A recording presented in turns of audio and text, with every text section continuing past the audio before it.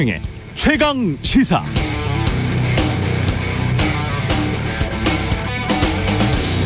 네, 불과 2주 전까지도 한국을 포함 세계 각국 정상들의 지지율을 조사했던 모닝 컨설트라는 미국 여론조사 기관이 있었습니다. 여기서 한국의 윤석열 대통령은 취임 이후 수개월 동안 최하위를 기록했죠. 바로 직전 조사 때도 꼴찌였는데요. 그런데 어제 발표된 조사를 보니까 한국과 체코가 빠져 있습니다. 이전 조사 대상국들인 호주, 오스트리아, 벨기에, 브라질, 일본, 멕시코, 미국, 영국 등 20개국은 그대로 있습니다. 흥미롭습니다. 누군가의 요청에 의해서 한국이 이 조사 대상에서 빠진 것일까요? 아니면 다른 내부적 이유가 있었던 것일까요? 모닝 컨설트는 홈페이지에서 한국과 체코 대통령의 지지율은 잠시 이용이 불가능하며 현재 이 이슈를 풀어보기 위해 노력하고 있다, 이렇게 적어놨더군요. 여하튼 어제 발표된 모닝 컨설트의 각국 정상 지지율을 보면 꼴찌는 지지율 23%를 얻은 기시다 후미오 일본 총리였습니다. 한국 대통령이 빠진 덕분에 일본 총리가 꼴찌가 된 걸까요? 결과적으로 모닝 컨설트 여론조사 수치로만 보면 어제 한일 정상회담은 이전 지지율 최하위와 현재 지지율 최하위 정상끼리의 만남이 됐습니다.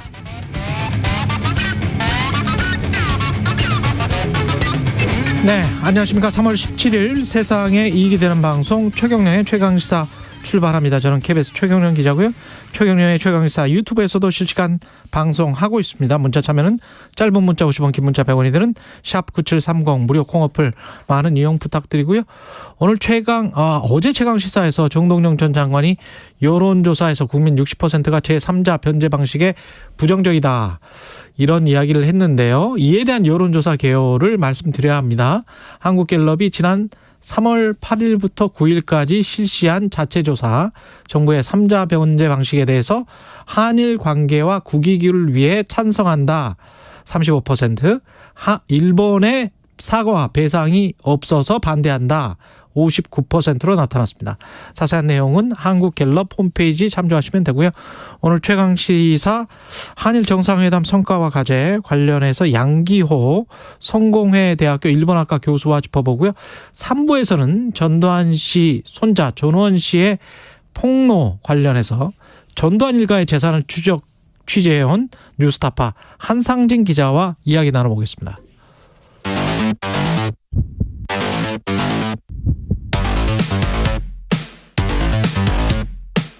오늘 아침 가장 뜨거운 뉴스 언박싱.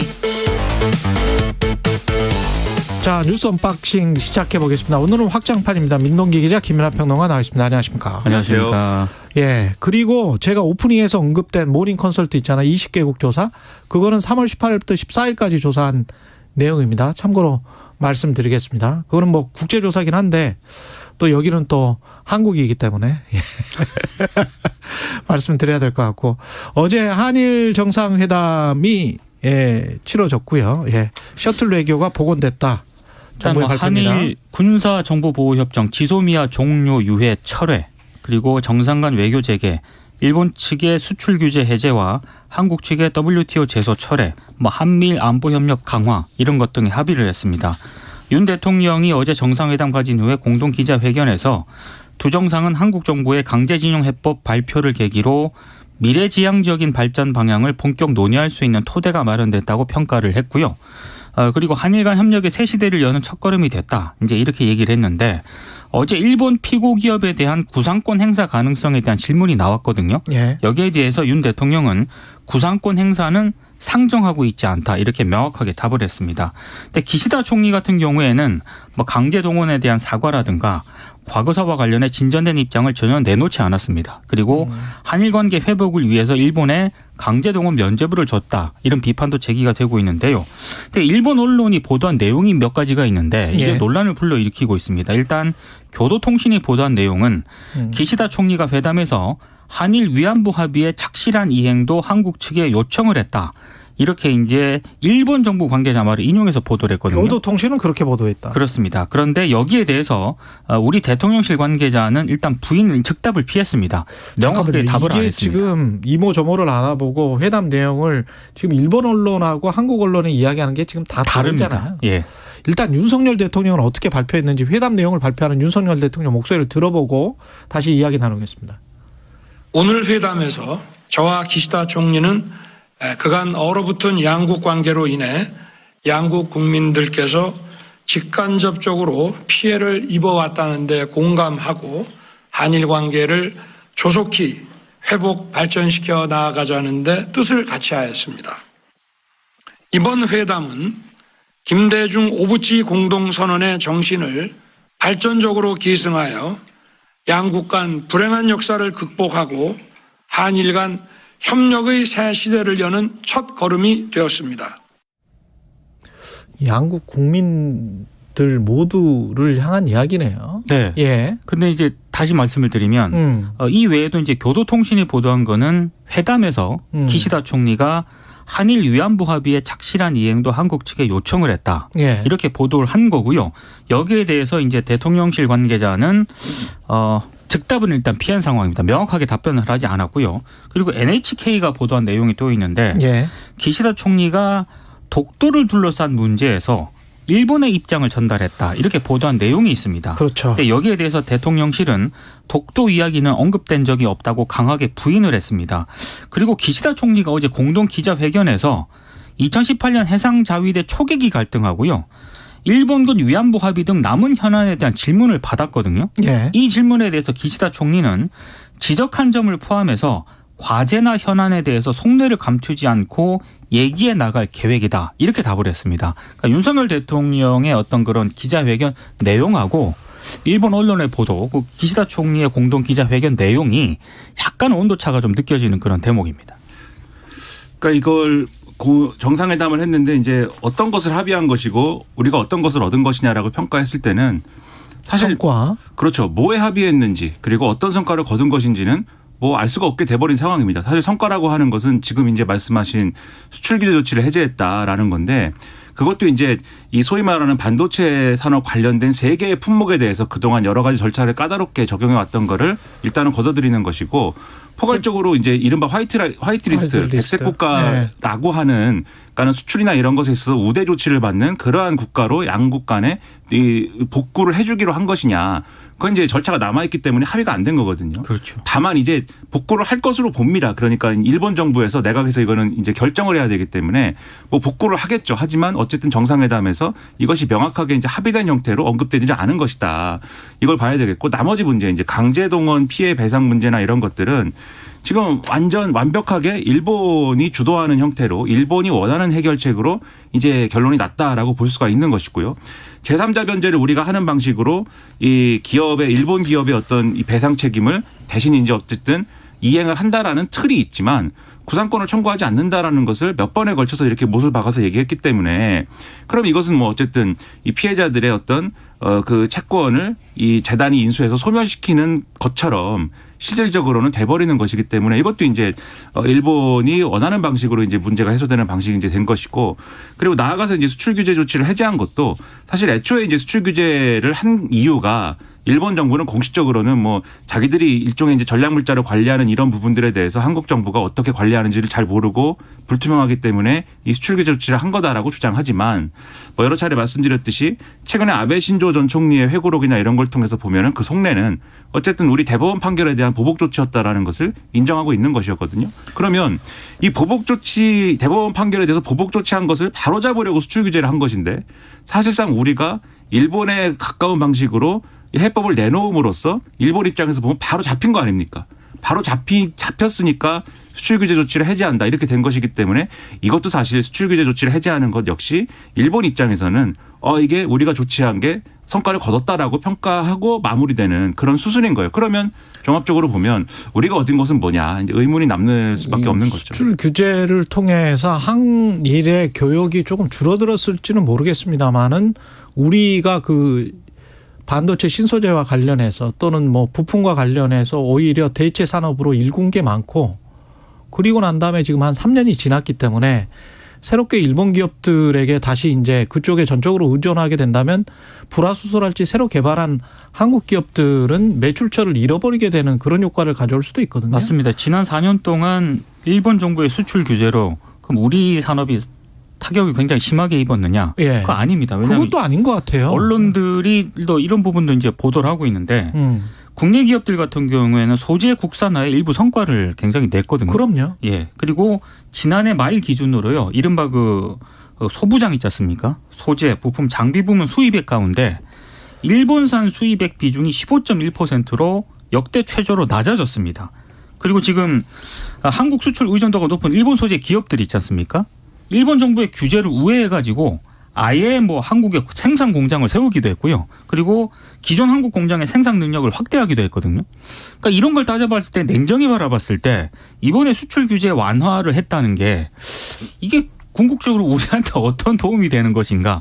이거는 좀 냉정하게 볼 필요가 있는 것 같습니다. 전반적으로 다 사실 그런 거예요. 그러니까 지금 말씀하신 지소미아도 비슷한 거 아니에요? 그렇죠. 그러니까 수출 규제 문제 같은 경우에는 우리가 우리 자체 기술 개발도 하고 그다음에 뭐 제3국을 통한 다른 이제 수입처를 알아보기도 하고 그래서 이제 다변화했다 이렇게 평가하지만 사실 그러면 그 제3국의 이제 그러한 이제 이 소재를 만드는 그러한 원료는 어디서 왔느냐. 사실 또 일본에서 왔다 뭐 이런 것이 있는 거거든요. 그러니까 완전히 이제 수출 규제에 있어서 그 품목들에 대한 일본의 영향으로부터 100% 우리가 자유로워진 상태도 아니었고 근데 그렇다고 해서 수출 규제로 인해서 그 반도체 이 산업에 필요한 그러한 어떤 품목들이 안 들어왔느냐 그것도 아니고 그냥 갑을 관계가 바뀌었느냐 그러면 그것도 아니에요. 그렇습니다. 삼성전자나 SK 하이닉스의 쩔쩔매매면서 오히려 공장을 이전하기도 했거든요. 그렇습니다. 일본 업체들이. 네. 그렇죠. 그리고 지소미아도 지금 말씀하신 것처럼 그럼 지소미아 시스템이 그럼 없어졌던 거냐? 아닙니다. 있는데 우리가 계속 이렇게 나오면 우리는 이거 종료할 거야라고 통보를 한 상태가 있는 것이지. 그렇죠. 지소미아는 작동을 해온 거예요. 그리고 그것 때문에 우리가 군서위성이라도 빨리 개발하고 위성을 많이 쏴서 우리도 정보력을 자체적으로 확보하자는 노력을 지금 계속 해왔던 거 아닙니까? 그렇죠. 예. 그래서 종합적으로 보면 이게 말들이 정리된 것은 있는 거지만 서로 간에 해왔던 말들이 정리된 것은 있는 거지만 또 이 대통령실이 일부 얘기하는 것처럼 실질적으로 어떤 이익에 관련된 그러한 것들이 조정이 되었느냐 그건 또 의문인 그런 대목이 있고 그리고 이제 이러다 보니까 이제 많은 이제 오늘 뭐 보수 언론이라든가 또 이 보수적인 성향의 어떤 정치 세력들이나 이런 주장을 많이 합니다. 그러니까 앞으로 잘 될 것이다. 왜냐하면 이번에 어쨌든 이렇게 한일 정상 간에 밥도 2번이나 먹으면서 어쨌든 관계를 개선을 했고 앞으로 잘 될 것이다. 앞으로 기대를 걸어보자라고 하고 있는데 거기서 의문이 드는 게 바로 앞서 말씀하신 이 위안부 합의나 독도 관련해서 일본 언론이 보도하고 있는 바예요. 왜냐하면 한일 위안부 합의는 제 생각에는 기시다 후미오 총리가 어느 정도 언지를 했을 가능성이 있다고 보는 게 그 합의의 당사자입니다. 기시다 후미오 총리가. 그렇죠. 그 당시에 외무상이었기 때문에. 2015년에. 그렇죠. 예. 그리고 이 한일 간의 관계가 악화된 어떤 기점이 어디냐를 주장을 했을 때 일본 측에서 주장하는 거는 우리가 이제 이 일본군 위안부 피해자 문제에 대해서 자기들 딴에는 나름대로 손을 내밀었는데 그것이 거절이 된 것이기 때문에 거기서부터 파탄이 시작됐다라고 평가하는 거거든요. 예. 그렇기 때문에 그 얘기를 했을 가능성이 높다고 보고 독도 문제는 지금 앞서 말씀하신 것 중에 기시다 총리가 속내를 이제 좀 감추지 않고 다양한 현안에 대해서 포괄적으로 이제 이 얘기를 하겠다 가감없이 얘기하겠다라고 말한 대목에 독도 문제도 포함이 된다라는 일본 정부 관계자의 이 해석이 있는 거예요 지금. 그러니까 실제로 회담 자리에서 독도를 언급하지는 않았을 것인데 다만 일본 정부 관계자가 그렇게 얘기하고 있다는 거는 앞으로 이 문제도 한일 관계가 개선된다고 해서 양보할 의사는 없다는 거죠. 아니. 그거가 아니고요. KBS 뉴스 도쿄에서 그 박원기 특파원이 전달해온 걸 보면 조금 더 있는 것 같아요. 왜냐하면 이 워딩을 보십시오. 공영방송 NHK 역시 기시다 총리가 위안부 합의와 착실한 이행을 한국 측에게 요구했고 독도를 둘러싼 문제에 대해서도 일본 입장을 전달했다고 보도했습니다. 네, NHK가 이렇게 보도를 한 거예요. 그러니까 NHK는 일본 쪽에서 기시다 총리가 위안부 합의 착실한 이행을 하라 한국 측에 요구했고 독도를 둘러싼 문제에 대해서도 이걸 어떻게 지금 일본 입장이 뭔지 일본 입장은 사실은 독도는 자기들 땅이라는 거잖아요. 그 입장을 전달했다고 보도를 했다는 것이고 이에 대해 대통령실은 일본군 위안부 문제가 정상회담에서 거론됐는지 여부에 대해 논의는 강제 동원에 집중됐다면서 즉답을 피했습니다. 네. 이게 보도 내용이거든요.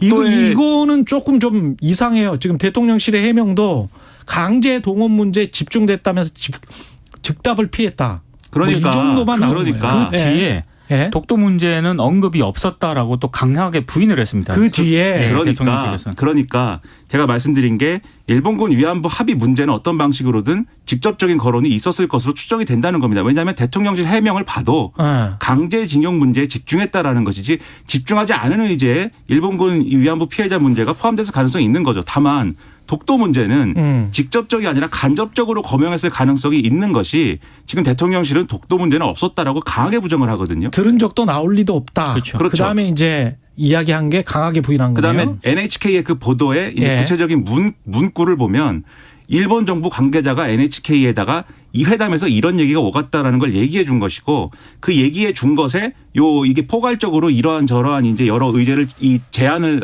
이 거론을 한다고 한 게 이게 그 의미다라고 이제 해석을 해 준 거예요. 그러니까 어쨌든 이게 보여주는 바가 실제로 이 양국 정상이 사실 2차를 가서 긴밀하게 두 사람만의 어떤 시간을 가졌기 때문에 여기서 어떤 문제가 어떤 수위로 거론됐는지를 우리가 다 알기는 어렵습니다. 하지만 이러한 일본 언론의 보도가 보여주는 것은 앞으로 한일 관계가 개선되더라도 이러한 굉장히 중요한 문제에 대해서는 양보할 의사도 없고 앞으로 문제 제기를 포기할 의사도 없다라는 점에 있어서 그러면 이제 한일 간의 관계 개선이라는 게 어디까지를 가는 거냐 이 회담으로 그걸 장담하기는 이 앞으로 미래에 대해서도 어렵다라는 거죠 이게. 이게 개선이 되고 있는 건지 계속 더 꼬이는 건지는 잘 모르겠습니다. 우리만 이렇게 선의로 해석하는 거 아니에요? 선임한 해석을 그렇게 하는 경향이 있는 것 같고 예. 특히 지소미아와 관련해서도요. 일단 몇 가지 우려가 나오고 있거든요.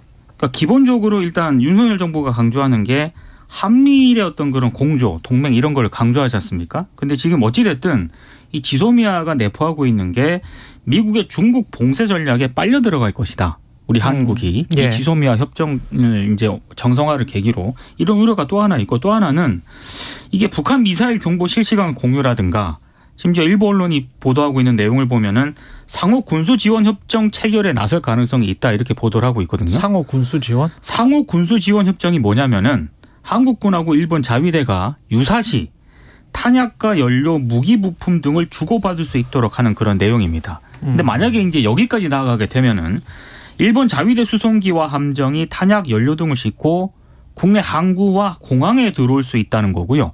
이 얘기는 거기 결국 일본 자위대 한반도 진출을 허용하게 된다는 그런 얘기인데 물론 군수협정을 체결한다가 아니고 지금 지소미아가 완전 정상화가 되면은 그 다음 단계로 상호 군수 지원 협정까지 나아갈 수도 있다는 그런 전망이 나오고 있거든요. 이렇게 됐을 때 결국에는 뭐 미국의 어떤 그런 중국 배제 전략 뭐 이런 쪽으로 같이 빨려 들어가게 되면서 상당히 경랑의 소용돌이에 휘말릴 수도 있다 이런 얘기가 나오고 있는 거죠. 그러니까 군사적으로는 당장 굉장히 밀착되는 거예요. 한미일 간의 어떤 그러한 군사적 밀착이. 그런데 그런 군사적 밀착이 우리에게 이제 어떤 이익을 가져오는 거냐의 문제에 있어서는 이 한미일의 밀착이 결과적으로 가져오는 거는 군사적 긴장의 어떤 강화 아니겠습니까? 그리고 당장 이제 북한이 막 미사일을 쏘는 거에서도 볼 수가 있듯이 이러한 것들이 오히려 북한 입장에서는 더 군사적으로 자유롭게 미사일을 쏜다든지 행동할 수 있는 어떤 여지를 만들어주는 거거든요. 예를 들어서 이제 일본의 어떤 적기제 반경 능력에 대해서 어제 말씀드렸는데 이 적기제 반경 능력이라는 게 윤석열 대통령도 그렇게 얘기를 했습니다만 북한이 미사일을 쏘는 게 일본 본토에 떨어질 것 같으면 자기들이 반격할 수 있다 사전적으로 이게 적기제 반격 능력의 핵심이에요. 근데 그게 예를 들면 그 반격을 하기 전에 여러 가지 사정을 뭐 알아보고 북한의 의도를 다 파악하고 실제로 미사일을 쐈을 때 일본 본토에 떨어지는 것이 과학적으로 증명이 되는 것까지 다 고려하면 그게 말이 안 되겠죠. 왜냐하면 그걸 하고 있는 동안 미사일을 쏠 수 있는 것이니까. 그렇죠. 그러면 우리 의사에 반해서 사실 그러한 군사행동이 이루어질 가능성도 있는 것인데 그렇게 되면 그러한 그렇죠. 군사행동이 이루어질 때 가장 먼저 타격받는 것은 어디냐? 일본이 아니고 사실 우리입니다. 그것은. 한국이죠. 그러면 이런 어떤 정세의 형성이 우리의 국익에 어떤 이득이 있는 것이냐는 추가로 설명돼야 될 부분이고 국민들을 설득해야 될 문제인데 지금 이 제3자 변제도 그렇고 한일 정상회담까지 이르는 과정도 그렇고 그 결과에 대해서도 물론 이제 대통령이 돌아와서 설명을 하겠지만 이런 문제는 별로 이제 어떤 국민들에 대한 설득이나 야당에 대한 뭐 접기나 이런 것조차도 없이 진행이 막 된 거거든요. 그리고 어제 이제 그러면 이제 이것에 대한 어떤 정당성을 부여하기 위해서 정경련하고 개의단련이 또 기금 이 만드는 거 있지 않습니까? 그것도 어제 발표를 했는데 내용을 보면은 어느 기업이 어느 일본 기업이 돈을 내는 것인지 이 기금에서 어떤 사업을 하는 것인지 이런 내용도 전혀 준비된 것이 없어요. 개의단련하고 정경련이 그냥 발표를 우린 앞으로 이런 돈을 모으기로 했습니다만 발표를 한 것이지.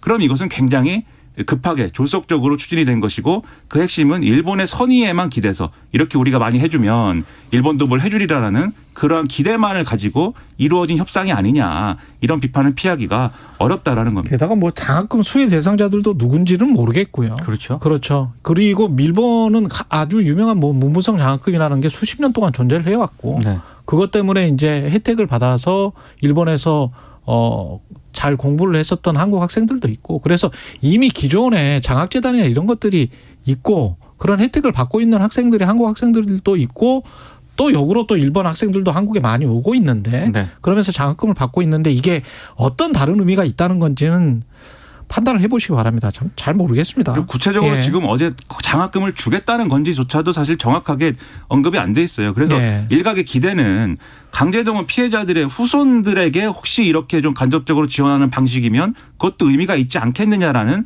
선의의 해석을 또 하려고 했는데 그 내용이 또 없습니다. 그런 내용이 아무것도 없는 거예요. 그러니까 졸속적이다. 이 비판을 피할 수가 없다는 겁니다. 그리고 자꾸 우리가 북한에 대한 억제력만 생각을 하는데 우크라이나랄지 유럽에서 일어나는 상황 그리고 중국과 대만 이쪽 문제에 우리가 부담을 갖고 더 빨려 들어가게 되는 상황으로 계속 가고 있는 것 같아가지고 그렇죠. 그것도 좀 정부가 잘 생각을 해보시기 바랍니다. 날씨와 교통정보 듣고 다시 돌아오겠습니다. 오늘 아침도 꽃샘추위 속에 중부지방을 중심으로 영하권 추위가 나타나고 있습니다. 낮부터 공기가 부드러워지면서 서울과 부산이 14도, 강릉 12도, 대전 15도, 광주 16도 안팎까지 오를 텐데요. 앞으로 기온이 대체로 오름세를 보이겠지만 큰 일교차에는 유의하셔야겠습니다. 전국 하늘에 구름 많은 가운데 남해안과 제주도에 비 소식이 있습니다. 오늘 오전부터 제주도에 5에서 10mm, 늦은 오후부터 밤사이 남해안에 1mm 안팎의 약한 비가 지나겠습니다. 한편 어제 경북 상주에 발생한 산불은 오전 7시 기준 진화율이 80%를 넘겼습니다. 전국 대부분 지역에 건조주의보가 내려져 있고 산불 경보도 경계 단계에 발령 중인 만큼 불씨 관리에 각별히 신경을 써주시기 바랍니다. 내일 밤 수도권 등 서쪽 지역엔 국외 미세먼지가 날아올 가능성이 있습니다. 지금 서울의 기온 1.1도입니다. 날씨 정보 박다효입니다. 이어서 이 시각 교통정보입니다. KBS 교통정보센터의 이승미 씨입니다. 네, 시각 교통정보입니다. 영동고속도로 인천 방향으로 서안산 나들목 부근에서 사고 있었습니다. 안산 일대 이 여파로 4km 정체고요. 강릉 방향은 서창 부근과 반월터널에서 부곡까지, 용인 나들목에서 양지터널까지 정체되고 있습니다. 평택 시흥고속도로는 평택 방향으로 남한산에서 밀리고 있고요. 경부고속도로 부산 방향 한남에서 서초까지 정체고요. 서울요금소부터는 수원까지 10km 구간 밀리고 있습니다. KBS 교통정보센터였습니다.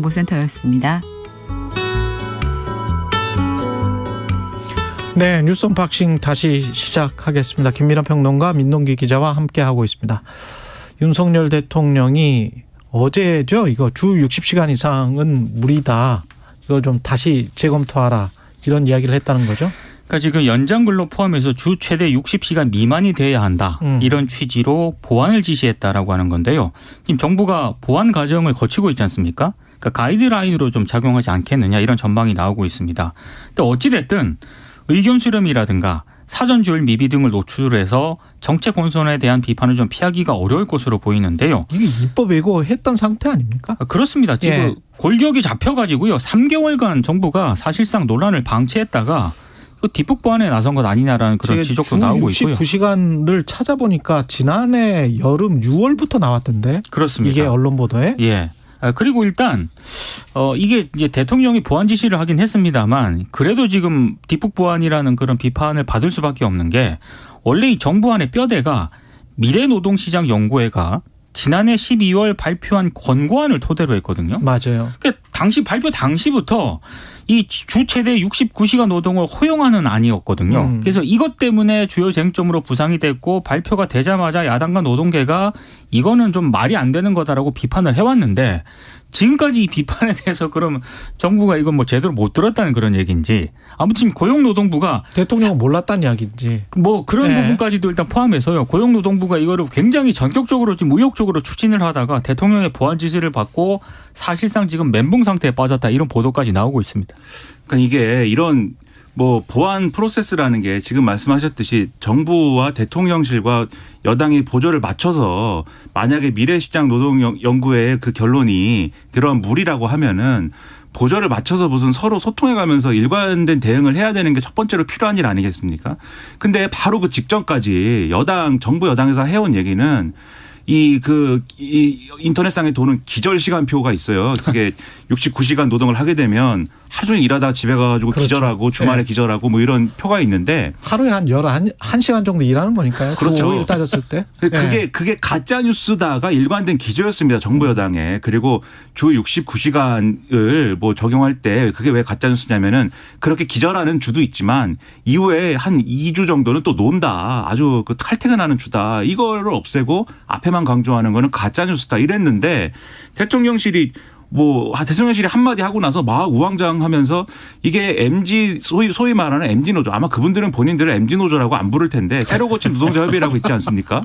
그분들까지도 반대한다 뭐 이렇게 얘기가 되니까 갑자기 거기에 50대도 있어요. 맞아요. 그렇죠. 네. 갑자기 얘기가 이렇게 막 굴러가기 시작하는 거예요. 이게 그래서 언론들이 왜 이러나 분석을 나름대로 하고 있는데 최근에 여론조사나 이런 것들을 잘 보면 정부가 어쨌든 지지율의 하락을 감수하고 밀어붙이는 이 강제동원 피해 배상 문제 여기와 관련돼서 이 해법과 관련된 20대에서 30대 초반까지 젊은 층 지지율은 그렇게까지 하락은 안 했다. 이렇게 보지만 주 69시간이다라고 하는 문제에 대해서는 지지율 하락의 어떤 이유가 되고 있다. 그렇다면 앞으로 뭘 하든 간에 이 고령층은 일단 어쨌든 현 정권에 대한 지지세가 이제 상당히 강한 것이고 젊은 층이 여기에 호응해 줘야 나름대로의 이 명분이 생기는데 젊은 층의 지지 없이 여러 가지 과제들을 정부가 추진하려고 하면 이 문제에 걸림돌이 되지 않겠느냐. 그럼 60시간이라는 그 숫자는 어떻게 나온 거예요? 그것도 사실 기준이 없는 거죠. 그러니까 이게 69시간은 아까 학자들이 이야기를 공고를 했죠. 한 거라며요. 네. 그 정도까지는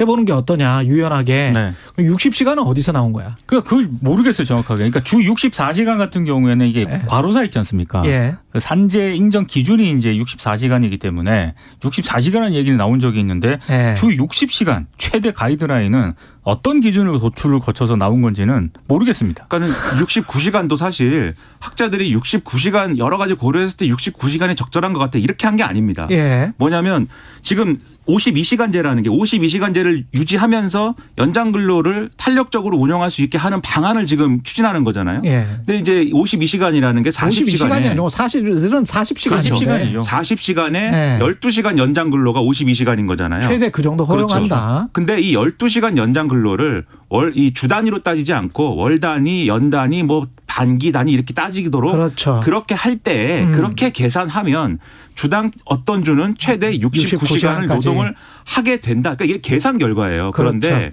이게 중간에 11시간 휴식 보장이 들어가 있는 경우를 합해서 계산을 한 것인데 이걸 만약에 없애는 경우에는 그러면 노동자 건강권을 아무것도 보장하지 않는 해법이 될 수 있기 때문에 그런 경우에는 과로사 인정 기준인 64시간을 상한으로 적용해라. 그러니까 요거는 나름대로의 요 문맥의 근거들이 있는 거죠. 그런데 그러네요. 어제 대통령이 말씀했다는 이제 60시간 이상은 좀 무리한 거 아니냐 잘 이렇게 모르겠어요. 얘기했다는 거는 그 기준은 뭐냐라고 했을 때는 답할 말이 없는 거죠. 그건. 본인의 경험에서 나온 거 아니에요? 모르겠습니다. 그건 이제 검사들의 시간인지는 예. 모르겠는데. 아니 그래서 왜냐하면 그 전에 120시간을 이야기를 했기 때문에 네. 반이다. 반 정도를 60시간 하자. 정도는 괜찮지 않나 이런 이야기인 거 아니 근데 좀 아닌가? 답답한 게 예. 대통령이 보완 지시를 하면서 더 다양한 의견을 들어라 이렇게 얘기를 한 거 아니겠습니까? 예. 근데 이게 원래 이 권고안을 발표한 뒤 한 5개월 동안 재계, 경영계 간담회는 계속 가졌거든요. 그러니까 그때부터 노동계 쪽에서는 왜 우리 얘기를 안 듣느냐. 그렇죠. 그래서 나온 게 이제 이른바 MZ세대 노조와 이제 의견을 듣기 시작을 한 겁니다. 근데 그 8,000명만 이야기를 듣는다는 게 그러니까요. 그것도 좀 근데 이른바 편파적이지 않습니까? MZ세대 노조 말고 노조 많거든요. 예. 왜 다른 노조 얘기는 안 들었던 것이냐. 이런 얘기가 지금 뒤늦게 나오는 거죠. 그러니까는 어떤 주장을 할 때 예를 들면 민주노총이나 한국노총이 주장했다고 해서 그게 그냥 기득권의 주장이고 그냥 어떤 불순한 의도가 실린 아주 그 음흉한 사람들의 주장이다 이제 이렇게 간주하면 오히려 정책에서 이런 혼란이 발생할 수 있는 거고요. 대화가 안 되는 거죠. 그렇게 그렇죠. 그리고 네. 이게 그리고 일관된 대응이 필요하다고 말씀드린 게 대통령의 주 60시간 이상은 무리다라는 발언이 나오는 그 시점에 여당하고 이 아까 말씀드린 MZ세대 노조라고 언론이 이름 붙이고 여당이 그렇게 부르는 이 새로고침 노동자 협의회 측하고 이 관련된 대화를 하고 있는 상황이었어요. 거기서도 여당의 주요한 어떤 이 설득의 어떤 방향은 실제 이 연장 근로를 유연화해 가지고 탄력적으로 이 구성하는 이 개편안을 적용을 해도 주 69시간이 되는 경우는 많지 않을 것이고 그건 굉장히 특별한 경우가 없다라는 걸 취지로 지금 설명을 하고 있었거든요. 끝나고 나와 보니까는 대통령이 60시간 이상은 안 되게 이른바 상한을 둬라라고 얘기를 하니까 사실 여당의 설득이 그러면은 아무런 의미가 없어지는 거 아닙니까? 그러면 이런 이 비효율적인 어떤 과정을 왜 거치는 것이냐. 저는 상당히 당정 간의 손발이 맞고 있는 것이냐도 의문이고 고용노동부는 지금 완전 멘붕 상태라는 게 언론의 보도예요. 왜냐하면 네. 추진해 오던 바가 대통령의 한마디로 다 뒤집히는 거지 않습니까? 그러니까 이게 국정상의 혼란이다라는 겁니다. 당정 관계 그다음에 대통령실과의 관계에 있어서 좀 생각을 해보셔야 되는 게 최강시사에 나와서 노동부 장관 나와가지고 이거 옹호를 했었고 직접 말씀을 하셨죠. 집권여당 의원들 다 나와서 옹호를 했었고요. 총리도 SNS를 통해서 옹호를 했거든요. 그러면 지금 대통령이 말을 바꿨기 때문에 지금은 다른 입장을 내야 되는 거잖아요. 그게 말이 됩니까? 그렇죠. 그냥 그때부터 다른 생각이 있었으면 이게 낫지 않을까요? 이렇게 이야기를 해야 되는 게 정상적인 민주주의 사회 아니에요? 네. 심지어 그 뭐 하는 거예요? 이게 다 줄 서가지고? 그러니까 이런 비판하는 목소리에 대해서 좌파 선동에 속지 말라고까지 얘기가 나왔었거든요. 그러니까 지금 이게 설명이 안 되다 보니까 여당도 그렇고 고용노동부 장관이 정책 홍보를 잘못했다. 뭐 이렇게 가는데. 정책 홍보를 잘못했다? 그렇죠. 애당초 69시간이 아니었다? 그것은 과도한 주장이었다. 근데 그 계산은 다시 말씀드리지만 69시간을 못 박아서 그것이 목표였던 게 아니고. 몇 개월 동안 이렇게 이야기를 그렇죠. 해놓고. 정부 정책을 적용하면 69시간이라는 계산이 나온다라는 걸 지금 얘기하고 있는 건데 여러모로 이해가 안 되는 상황이고 애초에 52시간이라는 게 이 악한 것이다라는 규정으로부터 출발해서 이렇게 된 게 아닌지를 돌아볼 필요가 있다고 생각을 합니다. 이재명 민주당 대표 체포동의안 부결 이후에 민주당은 첫 의원총회를 가졌고 그리고 이재명 대표가 참석하는 첫 의원총회를 가졌습니다. 네. 그때 이제 일부 발언이 전해졌는데요. 총선에서 지면 내 정치도 끝난다. 승리를 위해 어떤 일도 할 수 있다. 이렇게 얘기를 했습니다. 이 발언을 두고 이제 언론들의 해석이 어제 이 내용을 오영환 원내대변인이 이제 브리핑을 가졌거든요. 이 내용을 하면서 별도 해석을 붙이지는 않겠다 이렇게 얘기를 했는데 언론들의 해석은 일단 자신에 대한 거취 압박이 일단 문제제기가 일부 나오고 있지 않습니까? 그래서 당내 반발을 잠재우기 위한 어떤 가능성 또 하나는 사퇴 가능성도 열어둔 것 아니냐 이렇게 해석을 하고 있고요. 또 의총에 참석한 이른바 친이계 의원이 일부 언론과 인터뷰에서 이런 얘기를 하고 있습니다. 일부에선 총선까지 이재명은 절대 물러나지 않고 총선을 망칠 거라고 하지만 이재명 대표 스스로 누구보다 총선 승리가 절박한 과제라는 거를 강조를 한 것이다. 그래서 재판 상황이라든가 민심에 따라서 판단하는 시점이 올 것이다. 이렇게 얘기를 하고 있습니다. 어쨌든 이재명 대표가 뭐 지지층도 설득하고 당원도 설득하고 또 의원들도 설득하는 행보에 나서고 있기 때문에 그러한 설득을 통해서 나름대로의 국면에 대한 출구 전략을 마련할 수 있다면 그럼 또 국민들이 그것에 대해서 그러한 어떤 리더십에 대해서 평가를 하겠죠. 그래서 그 점에 방점을 두고 움직이는 건 필요한데 다만 그러면 이재명 대표와 가까운 사람들이 이걸 좀 보조를 해줘야 됩니다. 뒷받침을 해줘야 됩니다. 왜냐하면 이게 또 논란이 되고 있는 게 그 문제가 되고 있는 당원 80조 있지 않습니까? 이거를 삭제하자라는 취지의 논의를 또 이 당 정치혁신인가 하는 이름의 기구가 있지 않습니까? 그 기구에서 추진한다고 하니까 또 그게 또 하나의 불씨가 되고 있거든요. 그 왜 당원당들을 왜 삭제한다는 거예요? 그것이 검찰에 의해서 기소가 되거나 하면은 당직을 이제 가지지 못하게 하는 거지 않습니까? 그러니까 이제 기소되면 사퇴해야 되는 거 아니냐라는 논란이 되는데 지금 시점에 논란 자체를 이제 아예 그 조항을 삭제함으로써 이제 없애버리겠다라고 하는 건데요. 삭제하는 논란을 또 일으킬 것 같은데. 그렇죠. 네. 그러니까 그런 대응이 나오면은 이재명 대표의 이런 나름의 설득의 노력이나 이런 것들이 진정성 있게 받아들여지겠습니까? 그러니까 이런 점들을 해소하기 위해서도 추가적인 노력이 있어야 됩니다. 민주당이 국민의 신뢰를 회복하는 게 중요한 것이지 이런 자기들끼리 서로의 어떤 싸움과 서로 누가 더 많이 가지느냐 이 싸움이 중요한 게 아니다. 그렇죠. 이 점을 생각을 해야죠. 그럼 민주당 내부 혁신하고 뭐 정치적으로 해야 될 것은 하고 그러나 가장 중요한 거는 또 결국은 재판에서 어떤 사실이 밝혀지는가. 그렇죠. 그렇죠. 네, 거기에 따라서 또 변수는 많이 달라질 것 같습니다. 북한은 ICBM 도발을 했는데 1분 정도도 안 남아서 짧게 소식만 전하고 끝내겠습니다. 그러니까 이게 한일 정상회담 출범 그러니까 떠나기 전에 이제 발표를 한 거거든요. 그렇죠. 몇 시간 전에 발표를 했는데 기본적으로 최근 들어서 이제 ICBM이라든가 이런 걸 많이 좀 쏘고는 있는데요. 이건 한일 정상회담을 겨냥한 것이다라고 하는 게 우리 합참의 분석입니다. 쏘고 싶은데 이게 뺨 때려준 결과가 그렇죠. 됐다 이렇게 네. 생각이 됩니다. 예, 여기까지 듣겠습니다. 지금까지 민동기 기자 김민하 평론가였습니다. 고맙습니다. 고맙습니다. 잠시 후 2부에서는 양기호 성공회대 일본학과 교수와 한일 정상회담 짚어보고요. 예, 국민의힘 신임 수석 대변인 유상범 의원 만납니다.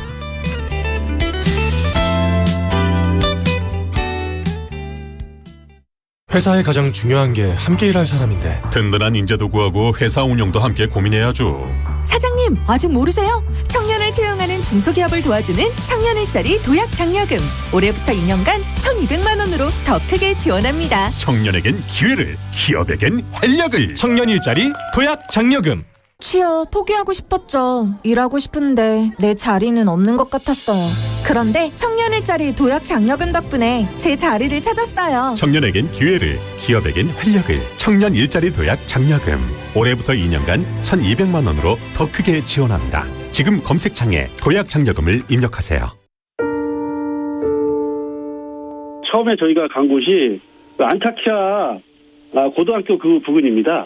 일단은 건물이 다 무너지고 형체를 알아볼 수 없을 정도로 다 들어간 상태이기 때문에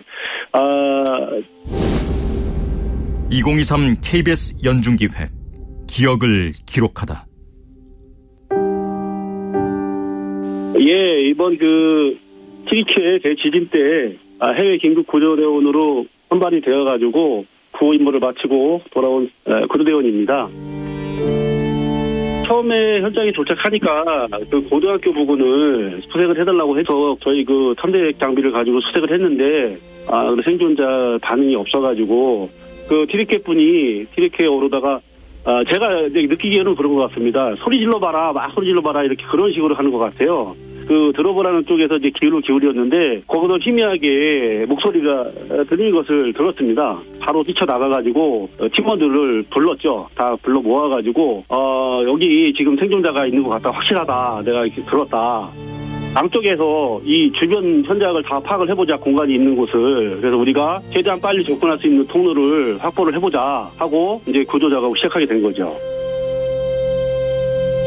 튀르키예 긴급 구호대원으로 다녀온 양영한 소방경은 기억합니다. 7.8 규모의 지진으로 5만여 명이 목숨을 잃고 건물 34만 채가 무너졌습니다. 이후로도 10,000번 넘게 계속되는 여진이 두렵지 않다면 거짓말입니다. 남을 구하려다 내가 위험해질 수도 있는 상황. 그럼에도 닳고 다른 구조복을 서둘러 입은 구호대는 골든타임 내에 도착해 소중한 생명을 살렸습니다. 당신과 대한민국의 기억, KBS가 기록합니다.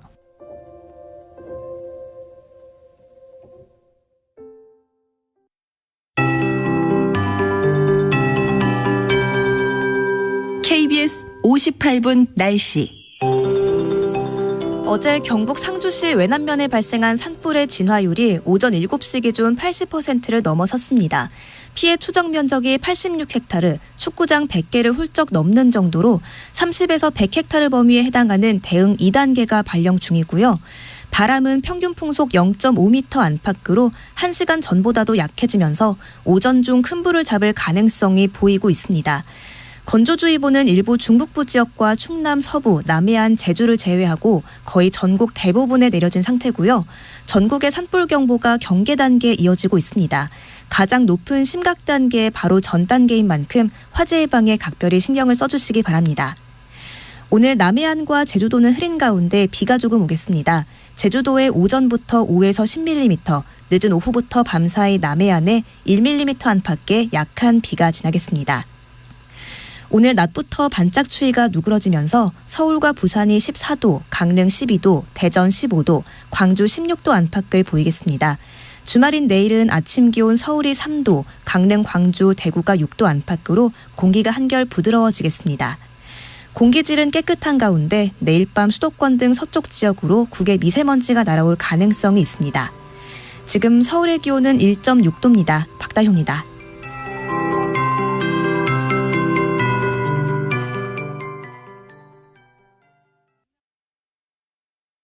정성을 다하는 국민의 방송 KBS가 8시를 알려드립니다.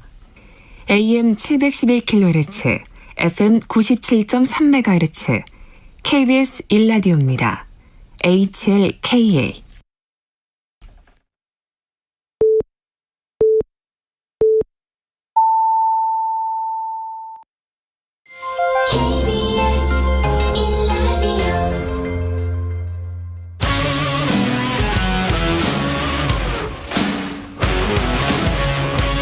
오늘 하루 이슈의 중심 최경영의 최강 시사. 네, 어제 윤석열 대통령 한국 대통령으로는 12년 만에 일본 찾아서 한일 정상회담을 가졌습니다. 주 고베 총영사를 지낸 양기호 성공회대학교 일본학과 교수 나와 계십니다. 안녕하세요. 네, 안녕하세요. 예, 한일 정상회담 어제 어떻게 평가하시나요? 뭐 이제 긍정적인 측면하고 부정적인 측면이 양면 다 있는 것 같습니다. 예. 그러니까 사실은 이제 길게 보면 한 10년 이상 한일 간의 냉각 관계가 이어져 왔고, 특히 이제 지난 4, 5년간은 뭐 이렇게 정상 간의 대화라든지 또는 외교 당국 간의 대화가 소통이 제대로 진전되지 못한 부분은 분명히 있었습니다. 예. 그런 점에서는 이제 이런 대화의 그 방문을 통해 대화의 물꼬도 텄고, 예. 사실은 좀 더 약간 짧은 기간에 비교적 경제라든지 안보라든지 뭐 지소미아 수출 규제 포함해 가지고 그동안 현안이 됐던 부분을 상당 부분 이제 그 해소할 수 있다는, 이 갈등을 해소할 수 있다는 전망이 섰기 때문에 예. 그런 부분은 좀 긍정적인 평가를 내리고 싶고요. 예. 단지 이제 이 과거사 강제징용 해법이라는 것이 우리가 이제 그걸 발표하고 간 거 아닙니까? 예. 그러면 거기에 걸맞는 성의 있는 호응 조치를 기다렸었는데 사실은 거의 진전이 없었습니다.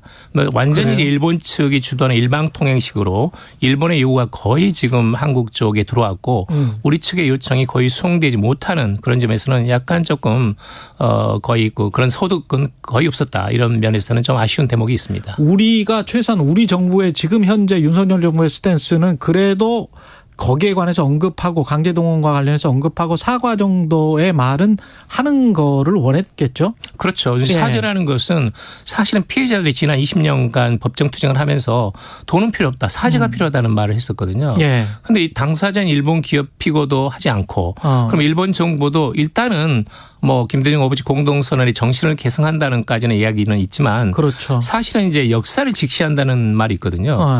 김대중 오부치 공동선언이라는 것은 역사를 직시하면서 미래를 지향한다는 겁니다. 그렇죠. 그런데 이번의 경우에는 역사는 누락되고 미래만 지향한다는 식으로 되어 있어서 그런 데서는 이제 국민들의 눈높이에 전혀 미치지 못했다라는 것이 일반적인 평가입니다. 그리고 일본 총리의 그 역대 내각의 이런 말들을 전체적으로 계승한다, 이게 꼭 김대중 오부치 그 선언만 의미하는 건 아닌 것 같아서 그게 좀 찜찜하더라고요. 맞습니다. 이제 예를 들면 이제 뭐 지난번에 말씀드렸지만 아베다마는 확실하게 미래 세대가 또다시 사죄 반성하는 그런 부담을 주지 않겠다는 것이 이제 굉장히 핵심 가운데 하나거든요. 그러니까 그것까지 계승한다는 의미면 그러면 이상한 맞습니다. 거잖아요. 그러니까 이제 그런 점에서는 김대중 오부치 공동선언이라는 것을 이야기를 했기 때문에 그러면 가능하면 한 발 더 나아가서 역사를 직시하면서 미래를 지향한다 정도, 그 정도는 나왔어야 되지 않을까 하는 게 제 생각입니다. 그 형식과 관련해서는 공동 기자회견을 했는데 공동 성명은 없었단 말이죠. 이거는 어떻게 봐야 됩니까? 저는 이제 그 시간이 부족했다고 생각해요. 시간이 그러니까 우리가 3월 6일 날 해법을 내고 나서 열흘 뒤에 정상회담이 있었거든요. 예. 그런데 이제 약간 과거로 거슬러 올라가 가지고 98년에 1998년입니다. 그때 김대중 오부치 공동선언이 2월 달부터 준비했습니다. 그리고 나서 10월 달에 나왔거든요. 아, 그랬군요. 8개월간 준비가 된 거고 그때는 분위기도 아주 좋았어요. 또 우리도 이제 일본의 도움이 필요했고 IMF라서 그런 점에서는 장시간에 걸쳐 가지고 상호 소통이 있었는데 비해서 와, 우리가 IMF 때 일본의 도움이 필요로 한 상황에서도 그런 게 나왔어요?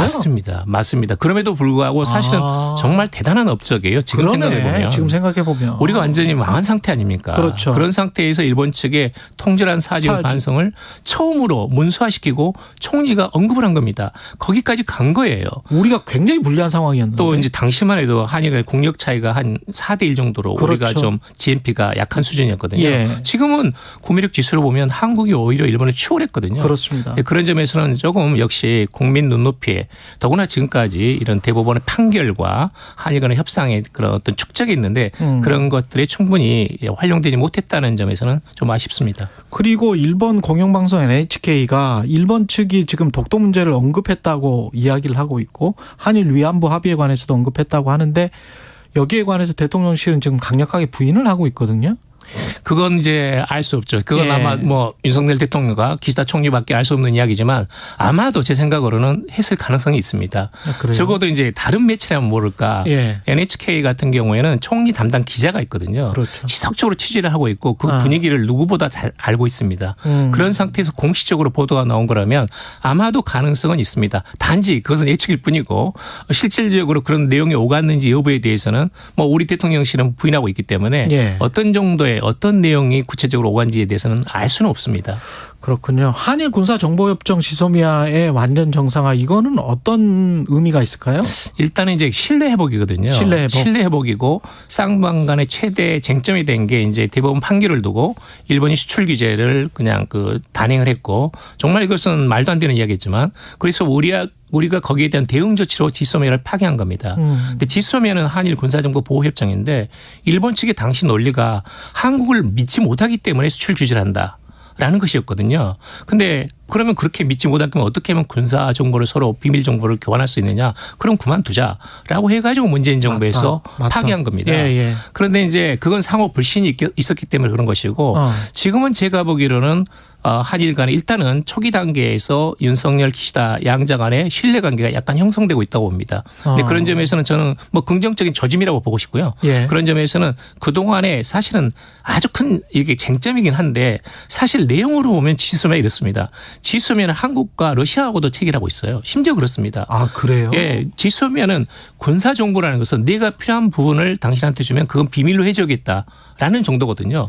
쌍방이 완전 신뢰 상태에서 뭐 무한정하게 비밀 정보를 교환하는 게 전혀 아닙니다. 전혀 아닙니다. 예. 그건 당신이 주는 것에 대해서 비밀로 하고 주고 싶은 것만 주는 거네요. 그렇죠. 그리고 그쪽에서 받은 건 하고 또 당신도 나를 비밀을 지켜주라. 이게 이제 쌍방 간의 약속이고 사실은 이제 지소미아는 상징적이긴 한데 그 밑에 이제 DTT라든지 한미일 간의 군사 정보 교류 협정 같은 게 있어서 예. 실무간에 다 그게 움직이고 있습니다. 그리고 이제 지소미아는 사실은 우리가 좀 대북 정보는 우위에 있거든요. 그렇죠. 그러니까 핵과 미사일의 어떤 그런 높이라든지 발사 시점이라든지 발사 장소라든지 이런 것들은 한국 측의 정보가 좀 더 좋습니다. 아무래도 가까우니까. 예, 가깝고 그러니까 예. 그런 점에서는 일본 측이 기대하는 것도 있고 또 물론 이제 북한 핵과 미사일 사태가 예전보다는 훨씬 긴박해지고 임박한 그런 상황인 것은 분명하죠. 근데 그런 점에서는 양자 간의 신뢰라는 것이 수출 규제를 즉각 해제하고 그다음에 지소미아를 다시 원상복귀시킨다라는 점에서는 저는 뭐 진일보했다. 네. 이건 뭐 긍정적인 평가를 내릴 수 있다라고 봅니다. 그 화이트리스트는 그때 배제를 했는데 이거를 완전히 이제 복귀시키지는 않았단 말이죠. 그러면 WTO 제소 취하했는데 수출 규제는 뭐 반도체 소재 관련해서 수출 규제는 푼다 이 정도로 괜찮은 겁니까?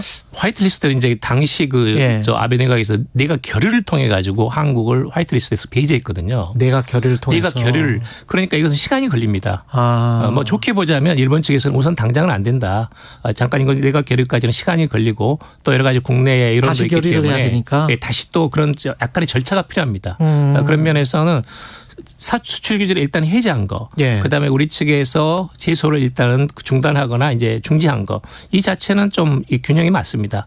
단지 이제 화이트리스트는 우리도 일본을 지금 배제했거든요. 예. 그러니까 이제 쌍방간이 지금 남아 있는 겁니다. 물론 이제 우리 측이 약간 좀 더 일본한테 받을 게 많죠. 예. 그러니까 반도체 생산의 핵심적인 포토리지스트라든지 불화수소 이런 것들은 압도적으로 일본이 우위에 있거든요. 그렇죠. 그러니까 네. 이제 우리가 그것을 안정적으로 받을 수 있으면 지금 반도체 수출이 뭐 800억 달러 이상인데 그 부분에 대한 안정적인 소재 부품 공급이 가능하기 때문에 한국으로서는 대기업의 운신의 폭이 넓어지고 뭐 예상 가능해지고 그런 점에서는 비즈니스가 도움이 되는 거죠. 저는 그건 필요하다고 보고요. 예. 단지 이제 우리 측도 그걸 이제 일본에 대해서 몇 개에 대해서는 지금 화이트리스트에서 배제를 했습니다. 그건 이제 동시에 조치를 한 것이고. 예. 그래서 이것은 쌍방간에 앞으로 우리도 남아 있고 일본도 남아 있는 것이니까 그 부분은 이제 가능하면 빠른 시일 내에 이것을 원상복구시키는 것이 바람직합니다.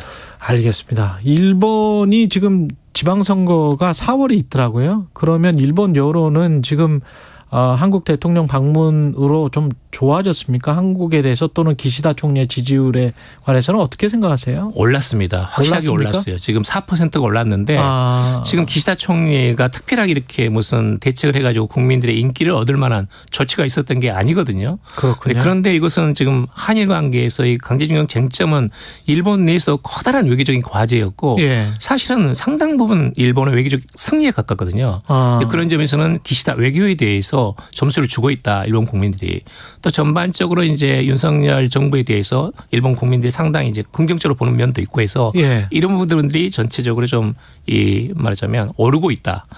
내각 지지율이 이렇게 보면 됩니다. 두 분 다 술을 상당히 좋아하는 걸로 유명하잖아요. 기시다 총리도 뭐 주호라고 하던데 그런 것들이 양국 관계에 도움이 됩니까? 역시 이제 우리 국민들의 눈높이로서는 못 미치죠.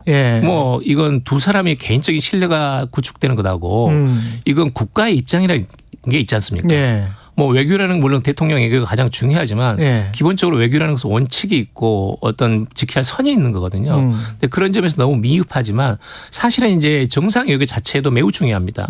특히 일본 사람들은 이제 스킨십 그러니까 상대방에 대해서 신용할 수 있느냐 없느냐를 가지고 가늠을 하거든요. 근데 그런 점에서는 지금까지는 한국에 대한 불신이 심했고 그건 뭐 정치 지도자나 아니면 이제 자민당이나 일본 국민도 그런 부분이 없잖아 있었어요.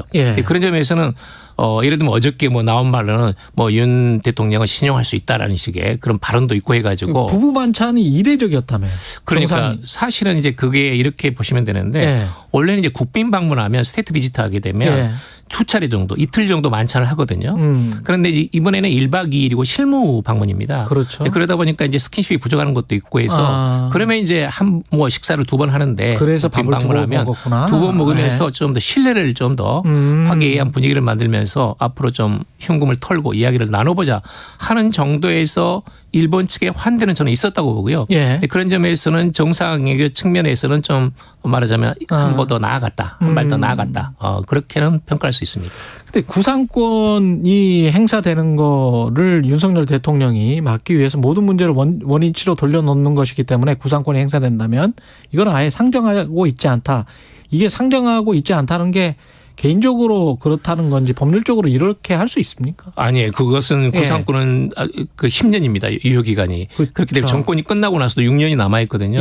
그러니까 만약에 정권이 바뀌거나 아니면 다른 상황이 생겨가지고 따로 구상권을 일본 기업 쪽에 또 피해자들이 신청할 수 있는 거죠. 그렇군요. 뭐 기소까지는 아니어도 상당 부분 법리적으로 진전시킬 수 있습니다. 대통령 이 말은 상정하고 있지 않다라는 이 말은 뭐라고? 그것은 이제 그 행정안전부 산하에 강제동원 피해자 지원 재단이 있지 않습니까? 거기서 지금 돈을 모아가지고 거기서 제3자 변제를 추진하고 있지 않습니까? 그렇죠. 그런 점에서는 정부 산하 기관이고 이 재단이 일본 기업에 대해서 구상권을 요구하지는 않겠다. 정부 내에서는. 근데 그렇지만 그것은 이건 민사소송이기 때문에 정부가 관여할 수 있는 부분이 있고 관여할 수 없는 부분이 있습니다. 따라서 지금 이미 지금 뭐 저 채권을 추심하기 위해서 실질적으로 현금을 하기 위해서 지금 또다시 이제 피해자들이 지금 뭐 법원에다 신청을 했거든요. 그러니까 정부가 구상권을 청구하고 여부하고 상관없이 이것은 전범 기업들하고 피해자들 간의 민사소송이기 때문에 그건 그대로 트랙으로 또 진행이 되는 겁니다. 그렇군요. 그러니까 정부 입장은 구상권을 행사하지 않겠다는 것이고 만약에 구상권을 행사하겠다고 그러면 일본은 절대 불신합니다. 그럼 이건 그대로 남겨둔다고 보는 거예요. 이것은 이제 정부가 바뀌면 어떨지 모르고 심지어 윤 정부 내에서도 이건 또 바뀔 수가 있다라고 볼 수가 있거든요. 그런 점에서는 남은 장애물은 이제 스스로 우리가 알아서 제거해 주겠다라는 것이 아마 윤 대통령의 발언의 기본적인 핵심이라고 보시면 될 것 같고요. 차라리 행안부 산하의 재단이나 이런 게 아니고 우리가 시민단체에서 또는 시민들이 객출을 해서 돈을 모아서 한 40억 정도 지금 된다는 거잖아요. 이제까지 포함해서.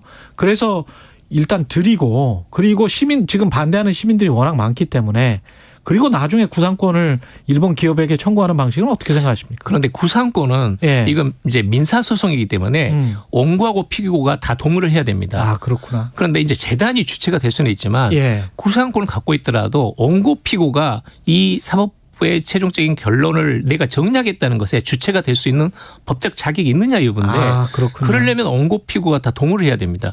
그러면 지금 피고의 경우엔 일본의 미쓰비시 중공이라든지 전범기업은 이것은 강제자가 들어있기 때문에 일본 정부는 강제 동원은 없었다는 것이 지금 입장이고 그렇죠, 입장이죠. 따라서 이 돈에 여기에는 재단에 돈을 내지 못하거든요. 그러니까 이 구상권에 대해서 인정을 하지 않을 가능성이 있습니다. 우리는 당연히 지금 이 재단에 대해서는 돈을 받지 않겠다고 거부한 상태고요. 예. 그러니까 구상권에 대해서 과연 재단이 자격이 있느냐 이건 이제 법리적으로 따져봐야 됩니다. 여하튼 간에 법리적으로 문제가 될 수가 있겠네요. 그 피해자들이 계속 동의를 안 하면. 맞습니다. 이제 그렇게 될 수밖에 없고 지금은 이제 아마 민사소송은 또 그대로 진행이 되는 거니까요. 투트랙이 앞으로 계속 진행되고 있다 이렇게 보시면 됩니다. 알겠습니다. 여기까지 듣겠습니다. 양기호 성공회대학교 교수였습니다. 고맙습니다. 네, 감사합니다.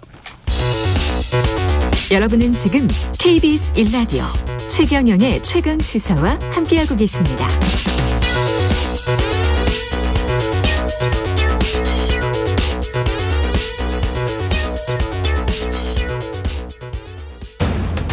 오늘 하루 이슈의 중심.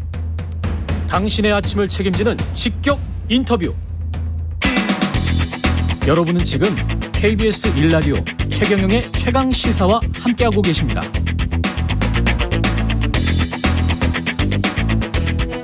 네, 새로 닷을 올린 김기현호 순항할 수 있을지 국민의힘 신임 수석 대변인이십니다. 유상범 의원 나오셨습니다. 안녕하세요. 예, 반갑습니다. 오랜만입니다. 네, 오랜만에 뵙겠습니다. 수석 대변인 임명 이후에는 처음이니까요. 축하드리고요. 네, 뭐 일주일도 안 됐는데 뭐. 이게 국민의힘 입장을 전달하는 가장 높은 자리죠. 소감. 근데 말을 한번 잘못했다가 또 이상해질 수도 있는 그런 자리인 것 같기도 하고요. 높은 자리라기보다는 마당새 자리 아니겠습니까? 마당새 자리다. 네.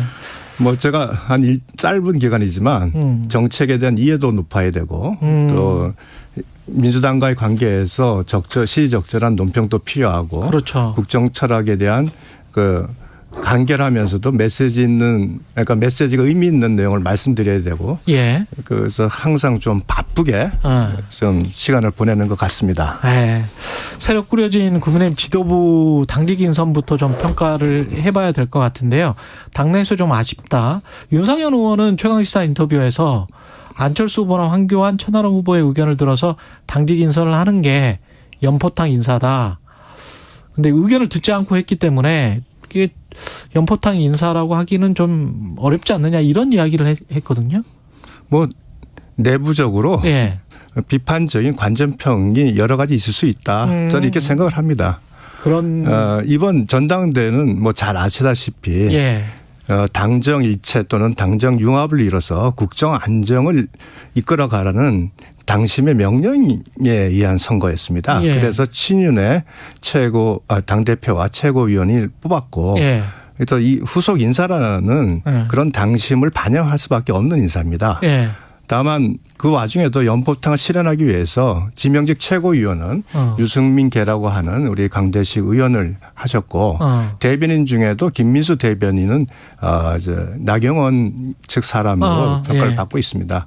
그리고 이어서 바로 우리 안철수 의원, 황교안 전 대표를 바로 만나가지고 당의 화합과 뭐 통합을 논의하셨고요. 결국 연포탕의 실현은 총선에 있어서 편파적인 어떤 공천이 아니라 능력에 맞고 또한 객관적이고 잡음 없는 공천을 함으로써 그 실현이 완성된다. 저는 이렇게 생각을 합니다. 그래서 좀 지켜봐 주시고.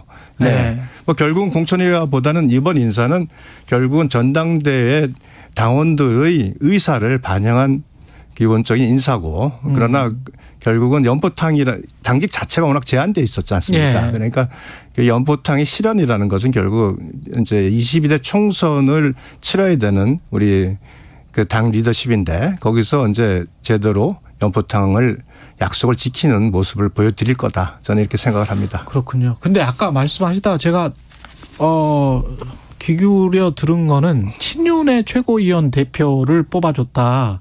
이런 말씀을 하셨거든요. 예, 그렇습니다. 선택을 하셨죠. 예. 그 전에는 사실은 국회의원들 모두 그리고 당 후보 모두가 친윤이다 이런 스탠스가 아니었나 싶어가지고 대부분이 친윤인 것은 사실이죠. 예, 네. 대부분은 친윤이다. 네. 이준석계나 이쪽은 친윤은 아닌 겁니까 그러면? 그분들이 친윤이라고 하던가요? 늘 본인 스스로들 거기에 대해서 네. 뭐 비판적, 개혁적 보수 이러시면서 항상 뭐 반대되고 견제하는 입장을 견제하셨잖아요. 그러면 어떻게 정의를 하든 간에 개혁적 보수인지 비판적 보수인지 모르겠습니다만은 이쪽은 어떻게 해야 됩니까? 이쪽은 포용해야 됩니까? 어떻게 해야 됩니까? 저는 가능하다고 봅니다. 가능합니까? 예. 예. 그러나 제일 중요한 것은 결국은 지금 당원들의 명령을 본인들이 고찰을 좀 하셔야 된다고 생각을 합니다. 예. 당원들께서는 그 안정적인 국정 운영 그리고 당정 일체에 대한 어떤 요구가 강했습니다.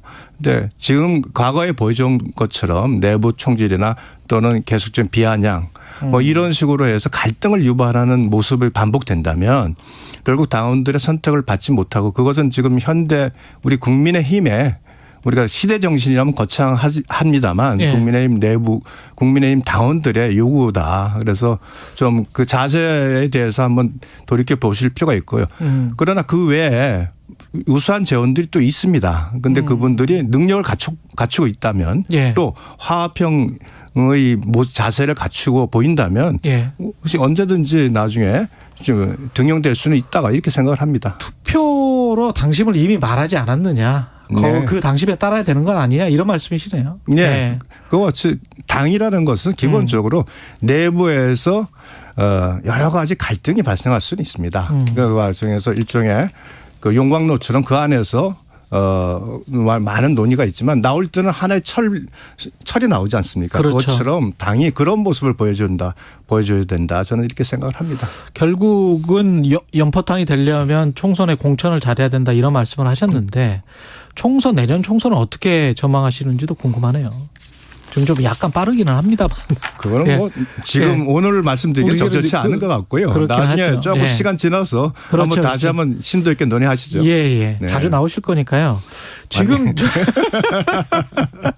여론조사를 보면 네. 약간 좀 지금 민주당에게 갑자기 요새 아마 예. 이번 일본 이슈 때문에 그런 것 같은데. 두 가지 이슈가 있죠. 뭐라고 지금 자체적으로. 불과 2주 전만 해도 저희 국민의힘이 10% 이상 앞선다는 여론조사도 나온 적이 있었어요. 예. 예. 그러니까 뭐 때문에 이제 두 가지가 있는 것 같습니다. 먼저는 이제 주 52시간 유연화를 위한 뭔가 69시간 이야기했던 거. 네, 근로기준법 개정안인데 그것이 69시간이라는 프레임으로 그러니까 과다한 노동이라는 것만 강조되는 프레임이 되면서 국민적으로 그 입법이 취지하는 전혀 다른 내용으로 국민들에게 비춰지면서 국민적 비판을 직면했는데 이건 저희들이 다시 한번 대통령께서 지시한 바에 따라서 국민 여론도 다시 청취하고 또한 필요하면 업종이나 규모 성격에 따라서 이 필요한 부분에 대해서는 국민적 설득도 필요하다 생각을 하고요. 예. 두 번째는 이제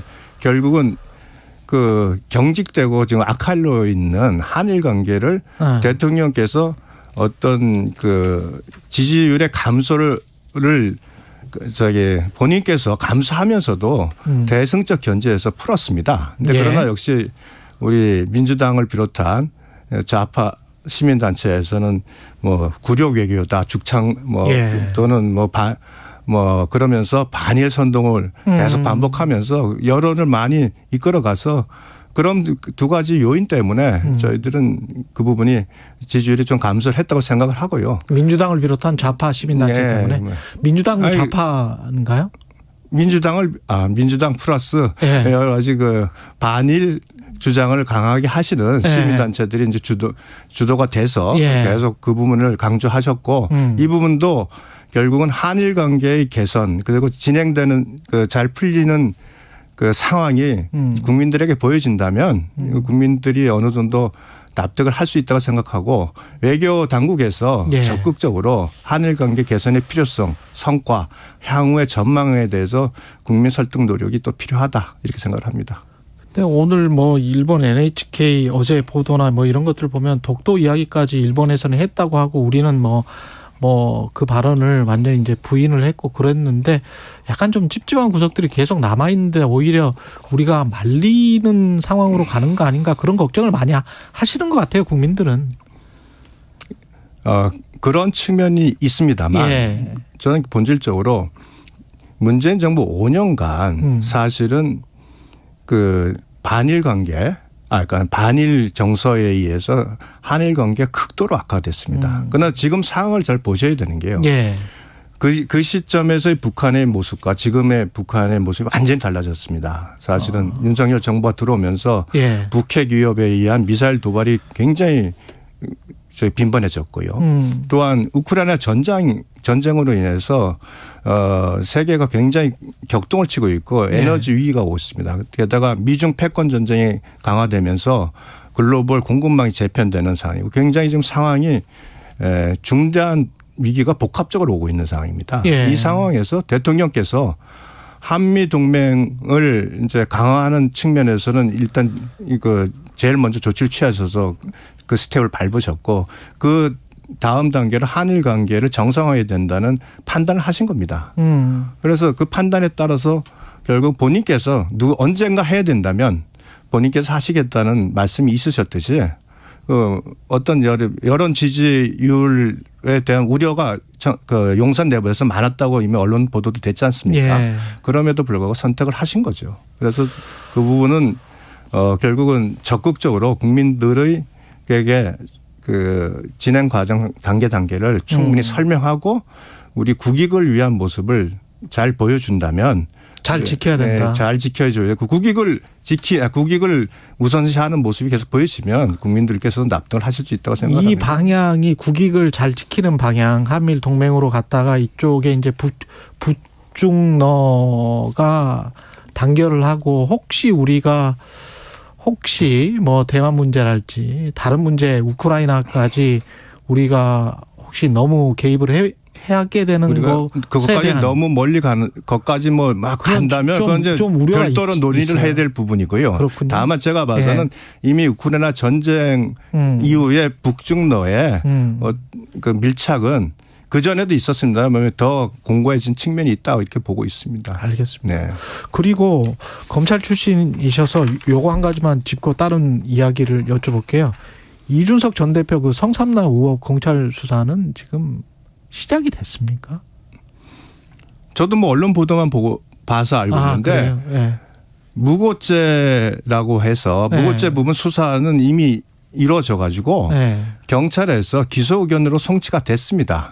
그 오래전에 송치가 됐고요. 그랬군요. 네. 그래서 다만 이제 그 무고죄가 전제가 되는 가세연의 명예훼손 그 고발 사건이 무혐의 처분이 된 게 얼마 전입니다. 예. 그러니까 아마 그래서 제가 지난 김종배 시정주장에 나가서 아마 그러면 이제 이 무고죄 수사가 시작될 것이다. 시작될 것이다.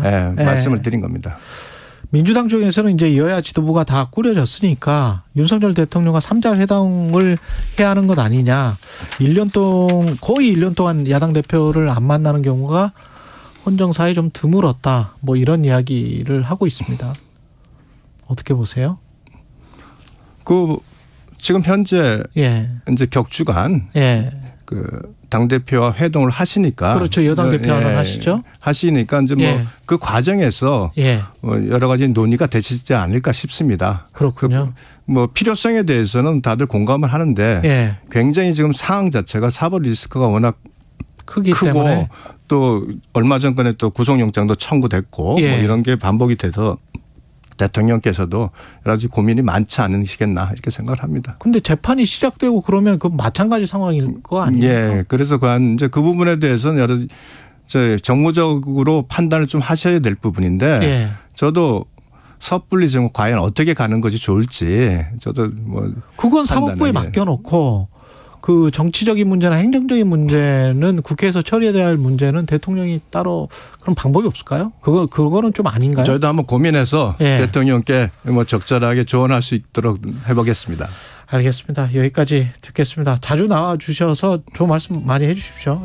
지금까지 다음에 혹시 그래도 저희 당 대변인인데 예. 민주당에 대한 얘기도 좀 물어봐 주시고 시간을 좀 오늘 좀 시간이 감사하겠습니다. 예, 시간이 안 돼서 예, 그러겠습니다. 다음에는 예, 예, 고맙습니다. 국민의힘 신임 수석 대변인 유상범 의원이었습니다. 고맙습니다. 예, 고맙습니다. 예.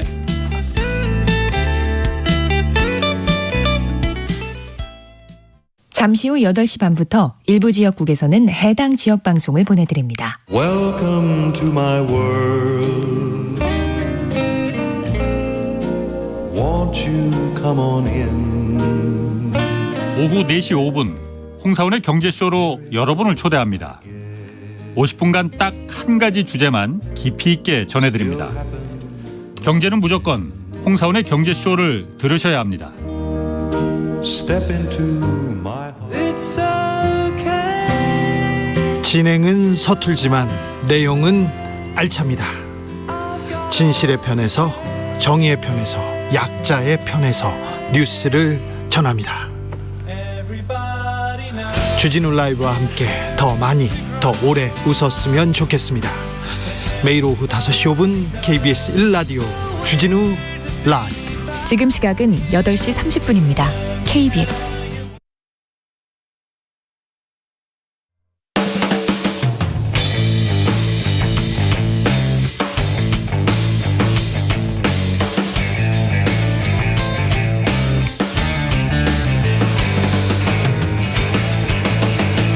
최경영의 최강 시사.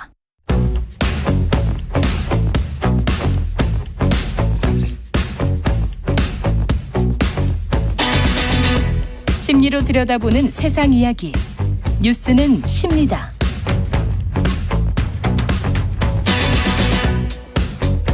네, 정치, 경제, 사회 등 우리 사회 다양한 이슈를 심리학적 관점에서 풀어보는 시간입니다. 최경영의 최강시사 뉴스는 십니다. 아주대학교 심리학과 김경일 교수 자리하셨습니다. 안녕하십니까? 안녕하세요. 예, 오늘은 주식 투자하시는 분들 많이 봐야 될 것 같은데요. 많이 들어보셔야 될 것 같아요.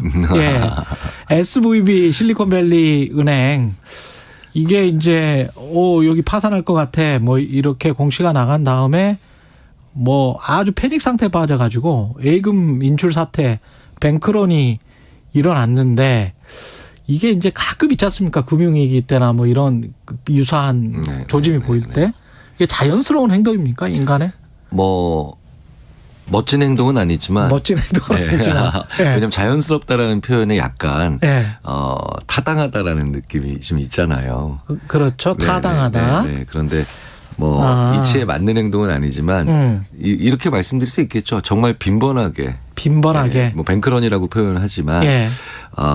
사실은 뭐 그냥 학교 앞 문방구에서도 오늘부터 그 지우개를 안 판대 혹은 내일부터 안 판대 그런 학생들이 아무 생각 없이 가서 막 사. 네, 막 사는 경우도 있었고. 주식도 조금의 공포만 있으면 막 팔아. 그렇죠. 네. 네. 네. 그래서 우리가 이렇게 그 말씀을 드려요. 우리 인간이 의외로 생각보다 생각을 안 한다. 의외로 생각보다 생각을 안 한다. 네, 맞아요. 그래서 자기가 의외로 생각 없이 행동하고 생각을 충분히 하지 않고 말하고 생각하는데 나는 생각을 하고 있는 사람이야라고 메워주게 만드는 사실 생각이 없는 그 빈 공간을 꽉 찬 것처럼 그래서 막 사람으로 하여금 자기 행동에 굉장히 동력을 가지게 만들어주는 게 그게 이제 불안인 거죠. 그게 불안인 거죠. 네. 근데 불안이 한번 시작이 되면 막을 수가 없습니까? 이 불안한 생각을? 그냥 일반적으로 불안한 상태인 사람들과 불안이 좀 많이, 그러니까 뭐 특별한 이유가 없어도 불안한 그런 시기가 있겠지만, 그게 이유가 있는 불안과 만나면 이제 아주 안 좋은 시너지 효과가 일어나겠죠. 지금 이 상황이 이제 우리가 코로나 팬데믹 때문에 한 3년 가까이 이렇게 범불안, 그냥 일반적으로 불안한 상태. 일반적으로 불안한 상태. 왜냐하면 여기는 또 이제 우크라이나에서 일어나고 있는 전쟁 같은 요인도 있고 지금 2023년 지금 이 상황 자체가 평온하다고 느끼는 분들은 별로 없는 상황이죠. 그러니까 일반적으로 불안한 상태에 특정 은행에서 뭐 적자가 어마어마한 양이 일어났어라고 하니까 특정한 이유가 없는 분위기적인 불안과 그다음에 특정한 이유가 아주 명확해 보이는 그런 불안이 만나게 되니까 그러면 사람들이 어떻게 행동하냐면 무엇이라도 해야 된다. 가만히 있으면 안 된다. 네네네. 그래서 일반적으로 불안한 상태에서 아주 명확한 이유가 존재하는 또 다른 불안이 만나면 사람들은 무엇이라도 안 하는 것보다는 하는 게 낫다. 그렇게 되는 건가요? 네네네. 그런 식으로 나오죠. 그러면 이제 뱅크런이죠. 그러니까 그렇죠. 뱅크를 지켜보는 게 아니라 뱅크를 향해 달려가야 되는 게 나오죠. 근데 아까 말씀하신 그 이유가 이게 타당한 이유인지 여기에 관해서는 좀 생각을 해봐야 되는데. 그 이유가 타당한 것이 아니라 이유가 존재한다는 게 근데 사람들한테는 행동의 이유가 되니까요. 일단 이유가 존재한다. 네네. 이번 같은 경우는 SBB에서 아마 메일을 보냈나 봐요. 투자자들한테나. 이렇게 쭉 보내니까 이게 앞으로 좀 돈이 부족할 줄 몰라서 자본을 더 보강해야 되겠다는 그런 뉘앙스로 보내니까 투자자들이 이게 깜짝 놀래가지고 돈 부족한가? 그러면서 이제 하루에 56조를 그냥 인출을 해버렸다는 거 아니에요? 네네. 예. 사실 평상시에 잘 안 보내는. 그렇지. 우리나라처럼 매일같이 아니 뭐 매달에 한 번씩 뭐 이렇게 자꾸 지겹다라고 할 정도로 종이 고지서나 아니면 종이 통지문 날라오는 그런 경우라면 그렇지. 그것도 그냥 안 보고 지나갔겠죠.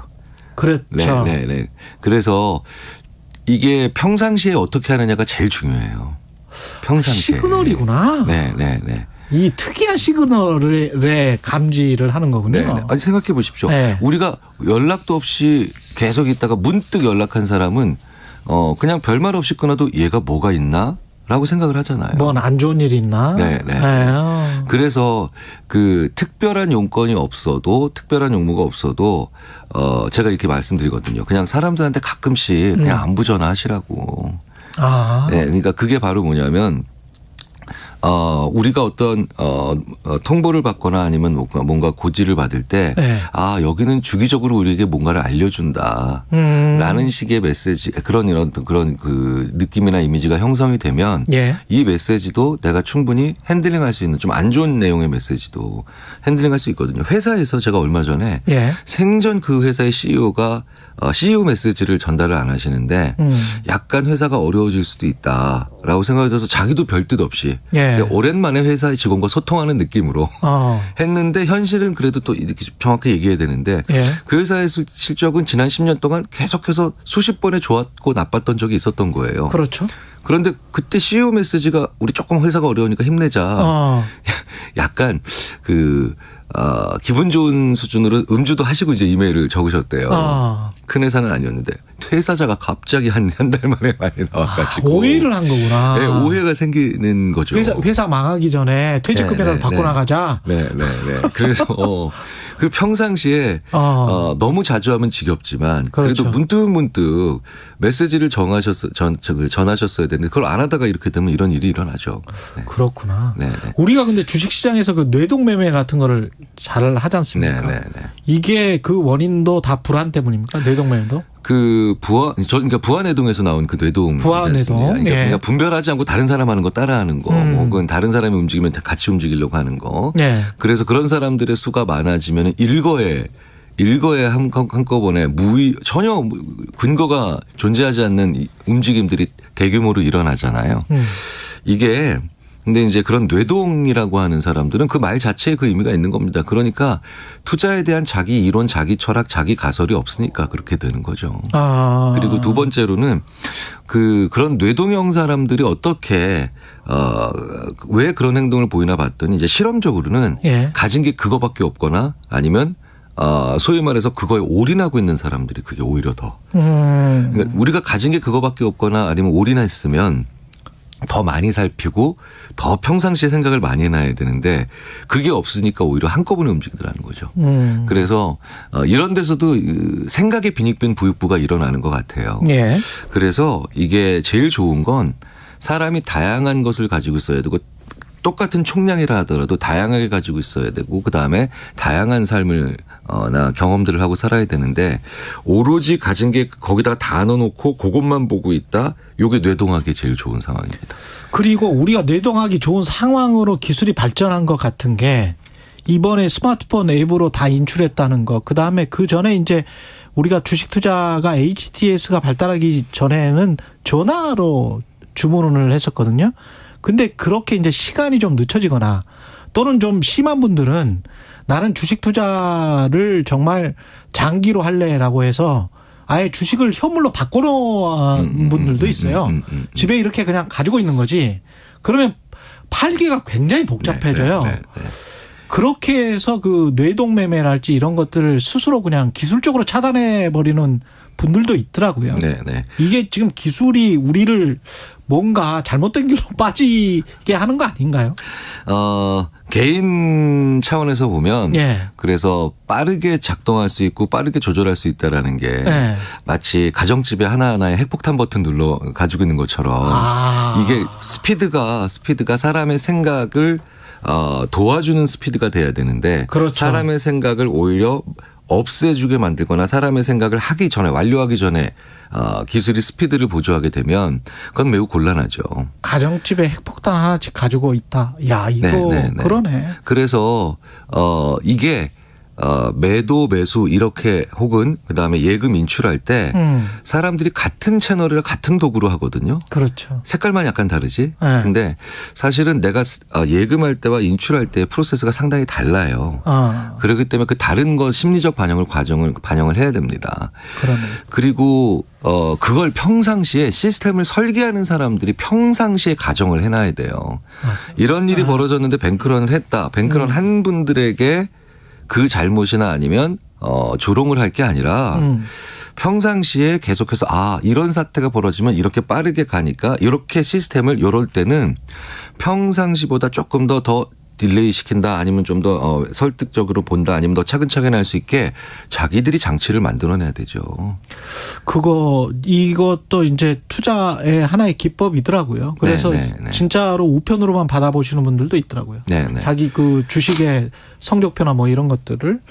그리고 언론도 저는 좀 스스로 이게 본인들도 모르게 같은 주제에 관해서 그렇게 큰 게 어떤 다른 팩트가 나온 것도 아닌데 똑같은 뉴스를 한꺼번에 쫙 전달을 해버리면 뇌동매매든 뱅크런이든 뭐 이런 거에 언론이 그냥 부지불식간에 일조할 수 있지 않나 이런 생각도 듭니다. 모든 혼란에는 언론이 일정 정도 죄송합니다. 아니 그러니까 참 조심해야 될 것 같더라고요. 그래서 사실은 그런 것들이 좀 개발될 필요가 있어요. 언론에서 나오는 기사를 그렇다고 우리가 자제해라. 그리고 뭐 내부 검열해 이렇게 할 수가 없으니까. 그렇죠. 그렇기 때문에 나오는 기사들이나 아니면 쏟아지는 것들을 조금 더 인과관계나 아니면 반대편의 입장도 계속해서 볼 수 있는 그런 약간 또 다른 그런 시스템들이나 아니면 툴들이 좀 개발될 필요가 있어요.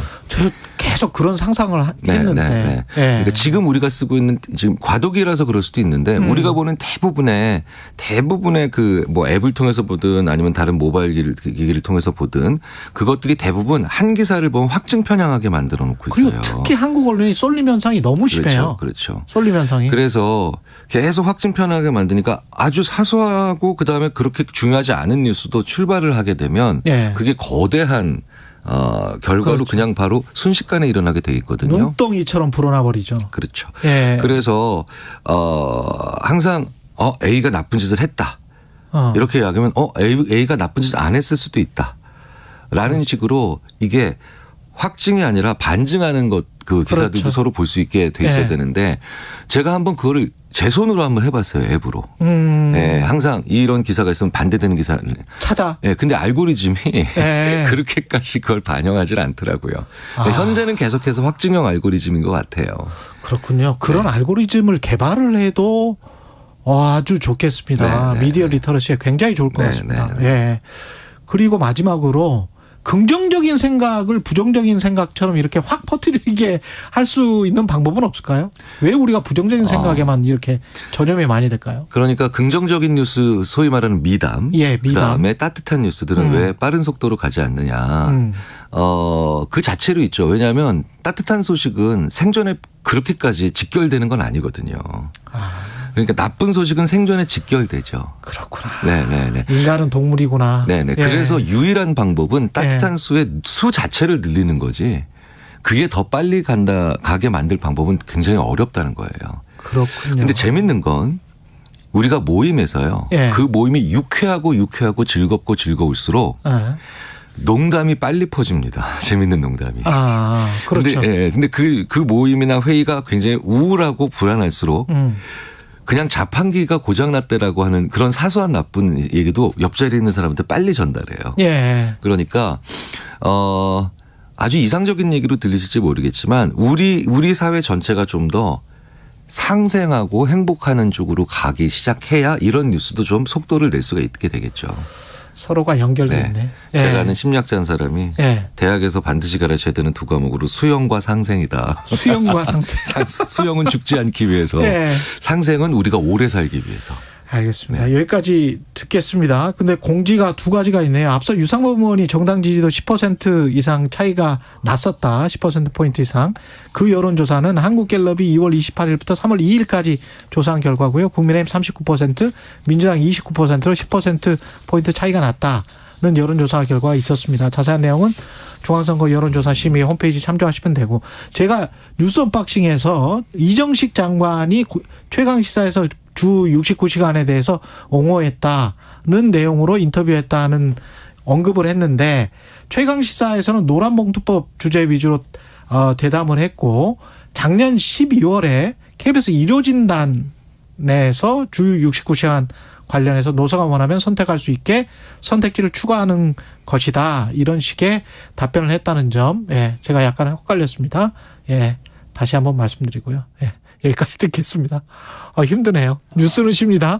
김경일 교수였습니다. 고맙습니다. 감사합니다. 시의 교통 상황입니다. 중부고속도로 하남 방향으로 오창 부근 사고 처리 작업 일찌감치 정리됐는데요. 정체는 더 길어졌습니다. 서청주에서 오창 분기점까지 속도 떨어집니다. 서울시내 분당 수서로 청담대교 방향으로는 탄천 1교 부근에서 차량 넉 대가 부딪힌 사고 나서 복정에서 탄천 1교까지 50분 넘게 걸리고 있습니다. 내부순환도로 성산 방향으로는 정릉터널 1차로에 고장난 차량이 있어서 정릉 램프부터 밀립니다. KBS 교통정보센터에서 이승미였습니다.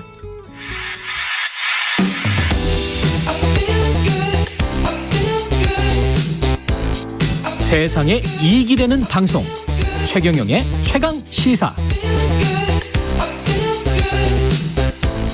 네, 고 전두환 씨의 손자인 전우원 씨의 폭로 파장이 큰데요. 전두환 일가의 재산을 몇 년간 취재했는지 저도 잘 모르겠습니다. 뉴스타파 한상진 기자와 이야기 나눠보겠습니다. 안녕하세요. 네, 안녕하세요. 예, 전두환 일가 재산을 몇 년간 취재했었죠? 뭐 오래 했죠, 뭐. 네. 10년 했나요? 20년 했나요? 뭐 10년은 더 된 것 같습니다. 10년은 더 된 것 같죠? 네. 예. 그때 그 뉴스타파에서 전두환 프로젝트를 진행하고 지금도 진행 중이신가요? 네, 계속 진행하고 있습니다. 예, 전우원 씨 폭로는 어떻게 보셨습니까? 뭐 일단은 좀 흥미롭게 봤고요. 예. 그 지금까지 전두환 씨와 관련돼서 뭐 예를 들면 5.18 광주학살과 관련돼서는 뭐 소소한 폭로들이 좀 있었는데 사실은 재산과 관련돼서는 뭐 크던 작던 폭로라는 형태로 나온 게 이번이 처음이라서 그렇죠. 예, 좀 굉장히 흥미롭게 좀 보고 있습니다. 일단 지켜보고 있습니다. 취재에서 보도했던 내용과 일치되는 부분들이 좀 있죠? 네, 일부 있죠. 예, 그것 좀 말씀해 주세요. 뭐 다른 것보다도 일단 전우원 씨가 얘기하는 것 중에 이제 두 개가 눈에 띄는데 그 중에 하나가 그 전두환 씨의 비자금이 경호원들을 통해서 가족에게 이전됐다라는 폭로를 했지 않습니까? 예. 네, 사실은 그 부분은 이미 2013년경부터 제기가 되어 왔었던 얘기고 특히 이제 이 사람 입에서 지금 웨어밸리라는 회사의 이름이 이제 등장을 했는데 그동안 이제 알려진 내용이죠. 웨어밸리라는 회사를 통해서 이 전우원 씨, 이제 전재용 두 아들이 지분을 갖고 있다는 얘기가 이제 알려졌었는데 그게 이제 당사자 입에서 이제 나온 거라서 한상진 기자 보도를 했었던 거잖아요. 네, 2019년에 저희가 이제 보도를 했고, 저희가 그 전두환 일가의 숨겨진 비자금, 그리고 현재 진행하고 있는 각종 사업들을 정리해서 목록화해서 공개할 때 저희가 이제 공개했던 내용입니다. 지분 20% 갖고 있는 걸 나왔습니다. 지금 새로 나온 어떤 이름이랄지 이런 것들은 있습니까? 일단은 지금 전우원 씨 입에서 나온 얘기 중에 처음 나온 얘기다라고 하시는 건 딱 하나인데요. 나스미디어라는 회사 이름이 나왔는데 이 나스미디어라는 회사가 지금 어쨌든 뭐 KT 계열사로 알려져 있고 상장 회사인데 이 나스미디어가 사실상 전두환 일가의 숨겨진 회사다라는 식으로 좀 폭로를 했지 않습니까? 이 부분은 상장 회사예요? 처음 듣는 상장 회사입니다. 아, KT 계열사고? 네, 지금 KT 계열사로 되어 있고요. 상장 회사입니다. 저도 흥미롭게 보고 있습니다. 이런 뭐 뜬금없이 나온 얘기는 아닐 거라고 보고 있습니다. 굉장히 사실은 미국에 뭐가 있다, 무슨 뭐 이번에 나파밸리에 뭐 이런 이야기도 다 나왔던 이야기들이긴 하잖아요, 사실. 그렇죠. 예. 그리고 다른 미국의 어떤 큰 대형 유통체인 이야기도 나왔었는데 그런 것들은 다 확인이 안 됐고. 그렇죠. 예. 비자금 은닉 방법을 이 전원 씨는 한 3가지로 나눴던데. 네. 이거는 지인을 통한 돈 세탁, 회사를 세워 자금 숨기기, 연희동 집에 숨겨놓은 금고. 네. 이거는 예측이 가능했었습니까? 이게 사실은 대부분 그동안 나왔던 의혹하고 좀 일치하는 부분들이 많은데요. 예를 들면 아까도 말씀드렸던 웨어밸리라는 회사 같은 경우에 그 회사를 지금 실소유하고 있는 것으로 알려져 있는 손삼수라는 분은 원래가 군인 출신이고 전두환이 집권을 한 뒤에 그 청와대에 들어가서 뭐 각종 일을 하고 이제 비서관까지 지냈던 사람인데요. 이 사람이 지금 운영하고 있는 이 웨어밸리가 사실은 전재용 씨가 2008, 9년경에 만든 회사로 알려져 있고, 그리고 회사를 만든 지 얼마 안 돼서 손삼수라는 사람에게 이제 2번에 걸쳐서 회사가 넘어갔는데, 지금까지는 이 웨어밸리에서 어떤 입장이었냐면, 본인들은 전재용 씨에게 돈을 주고 이 회사를 인수했다, 이런 입장이었거든요. 그런데 이번에 그 전재용 씨 아들 전우원 씨 같은 경우는 사실은 이게 경호원들에게 돈이 넘어가서 이게 가족들에게 이전이 된 거다라고 사실은 이제 반대로 지금 얘기를 하고 있는 건데 만약에 이 전우원 씨의 말이 이제 객관적으로 사실로 확인된다면 그동안 웨어밸리가 했었던 주장이 거짓말이 되는 것이고 그리고 지금 손삼수 씨가 사실상 이 회사의 뭐 대주주 겸 이제 경영진으로 뭐 본인이 이제 이 회사를 소유하고 있는데 그것도 사실은 차명이다라는 의혹을 뒷받침해 주는 거라서 굉장히 의미 있는 진술이다, 저는 이렇게 보고 있습니다. 그리고 어느 정도의 부를 소유하고 있을까 아직도 거기에 관해서 지금 힌트가 되는 게 연희동 집에 숨겨놓은 근거에 무기명 채권이 굉장히 많았다는 거잖아요. 네네네. 그러면 이게 한두 푼이 아니고 수천억 단위로 갈 수도 있을 것 같다는 생각이 드는데 이게 사실은 아주 새로운 얘기가 아닌 게 97년에 대법원에서 이 전두환 씨와 관련돼서 확정 판결이 날 때 그 당시 판결문을 꼼꼼히 보면요. 이 사람이 추징금 2,205억을 때려맞잖아요. 그렇죠. 근데 그 이유 중에 가장 큰 이유가 뭐냐면 이 사람이 7년 동안 대통령 집권하는 과정에서 이 무기명 채권 형태로 자신의 측근 그리고 뭐 이제 그 친인척들을 통해서 숨겨놨었던 채권으로 좀 밝혀진 게 9천억이 넘었어요. 그때 밝혀진 게 9천억이군요. 네네.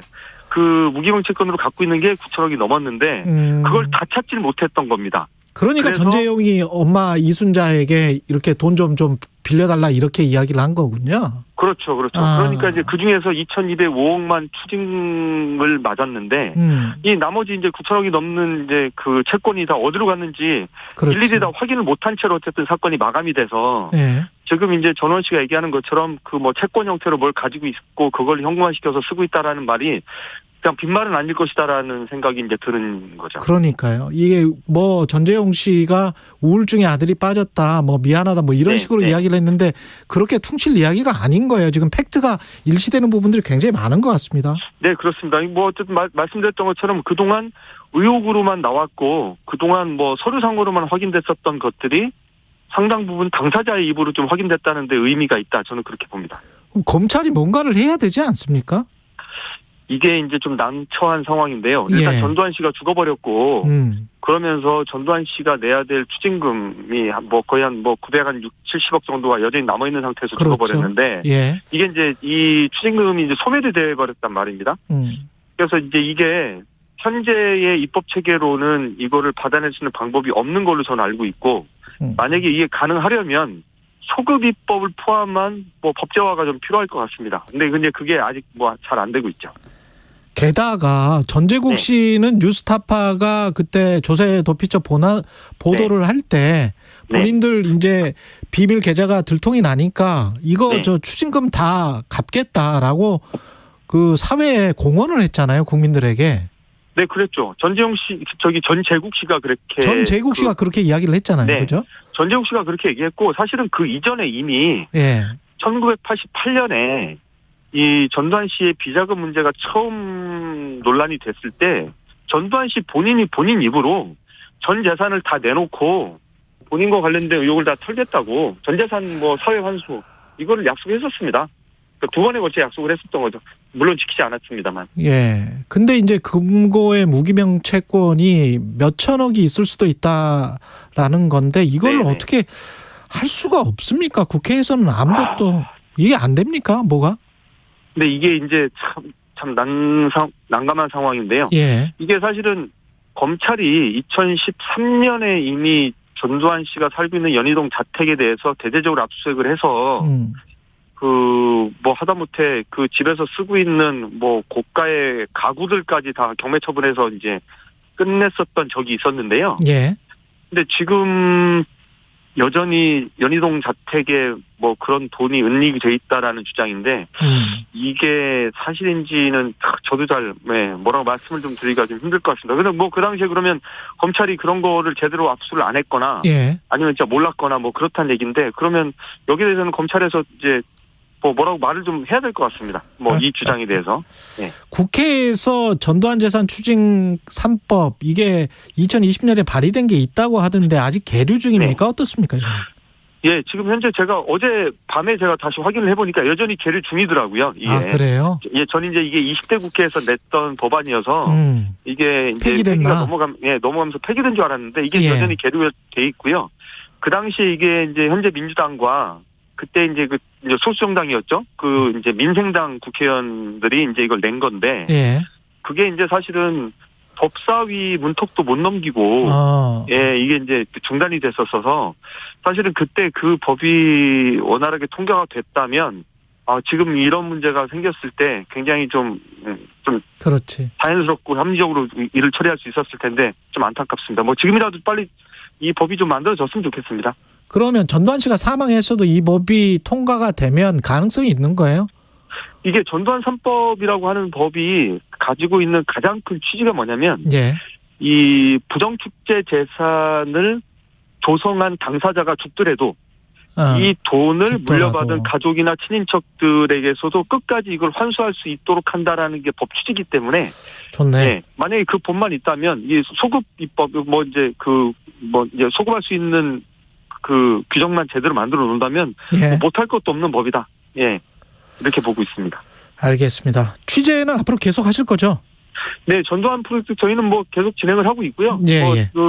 사실은 이 전두환 일가가 그 지금도 그렇고 뭐 지금까지도 그랬고 계속 사업을 합니다. 뭐 부동산 사업, 각종 문화 사업, 출판 사업을 계속 벌이고 있어서 이분들이 지금 진행하고 있는 사업들을 저희가 지금 계속 뭐 지켜보고 있는 중입니다. 지금까지 뉴스타파 한상진 기자였습니다. 고맙습니다. 네, 감사합니다. 예, H노바디님 오늘따라 최강시사 내용에 집중이 잘 되네요. 오랜만에 일찍 출근해서 처음부터 끝까지 듣습니다. 감사합니다. 3월 17일 금요일 최강시사였습니다. 고맙습니다.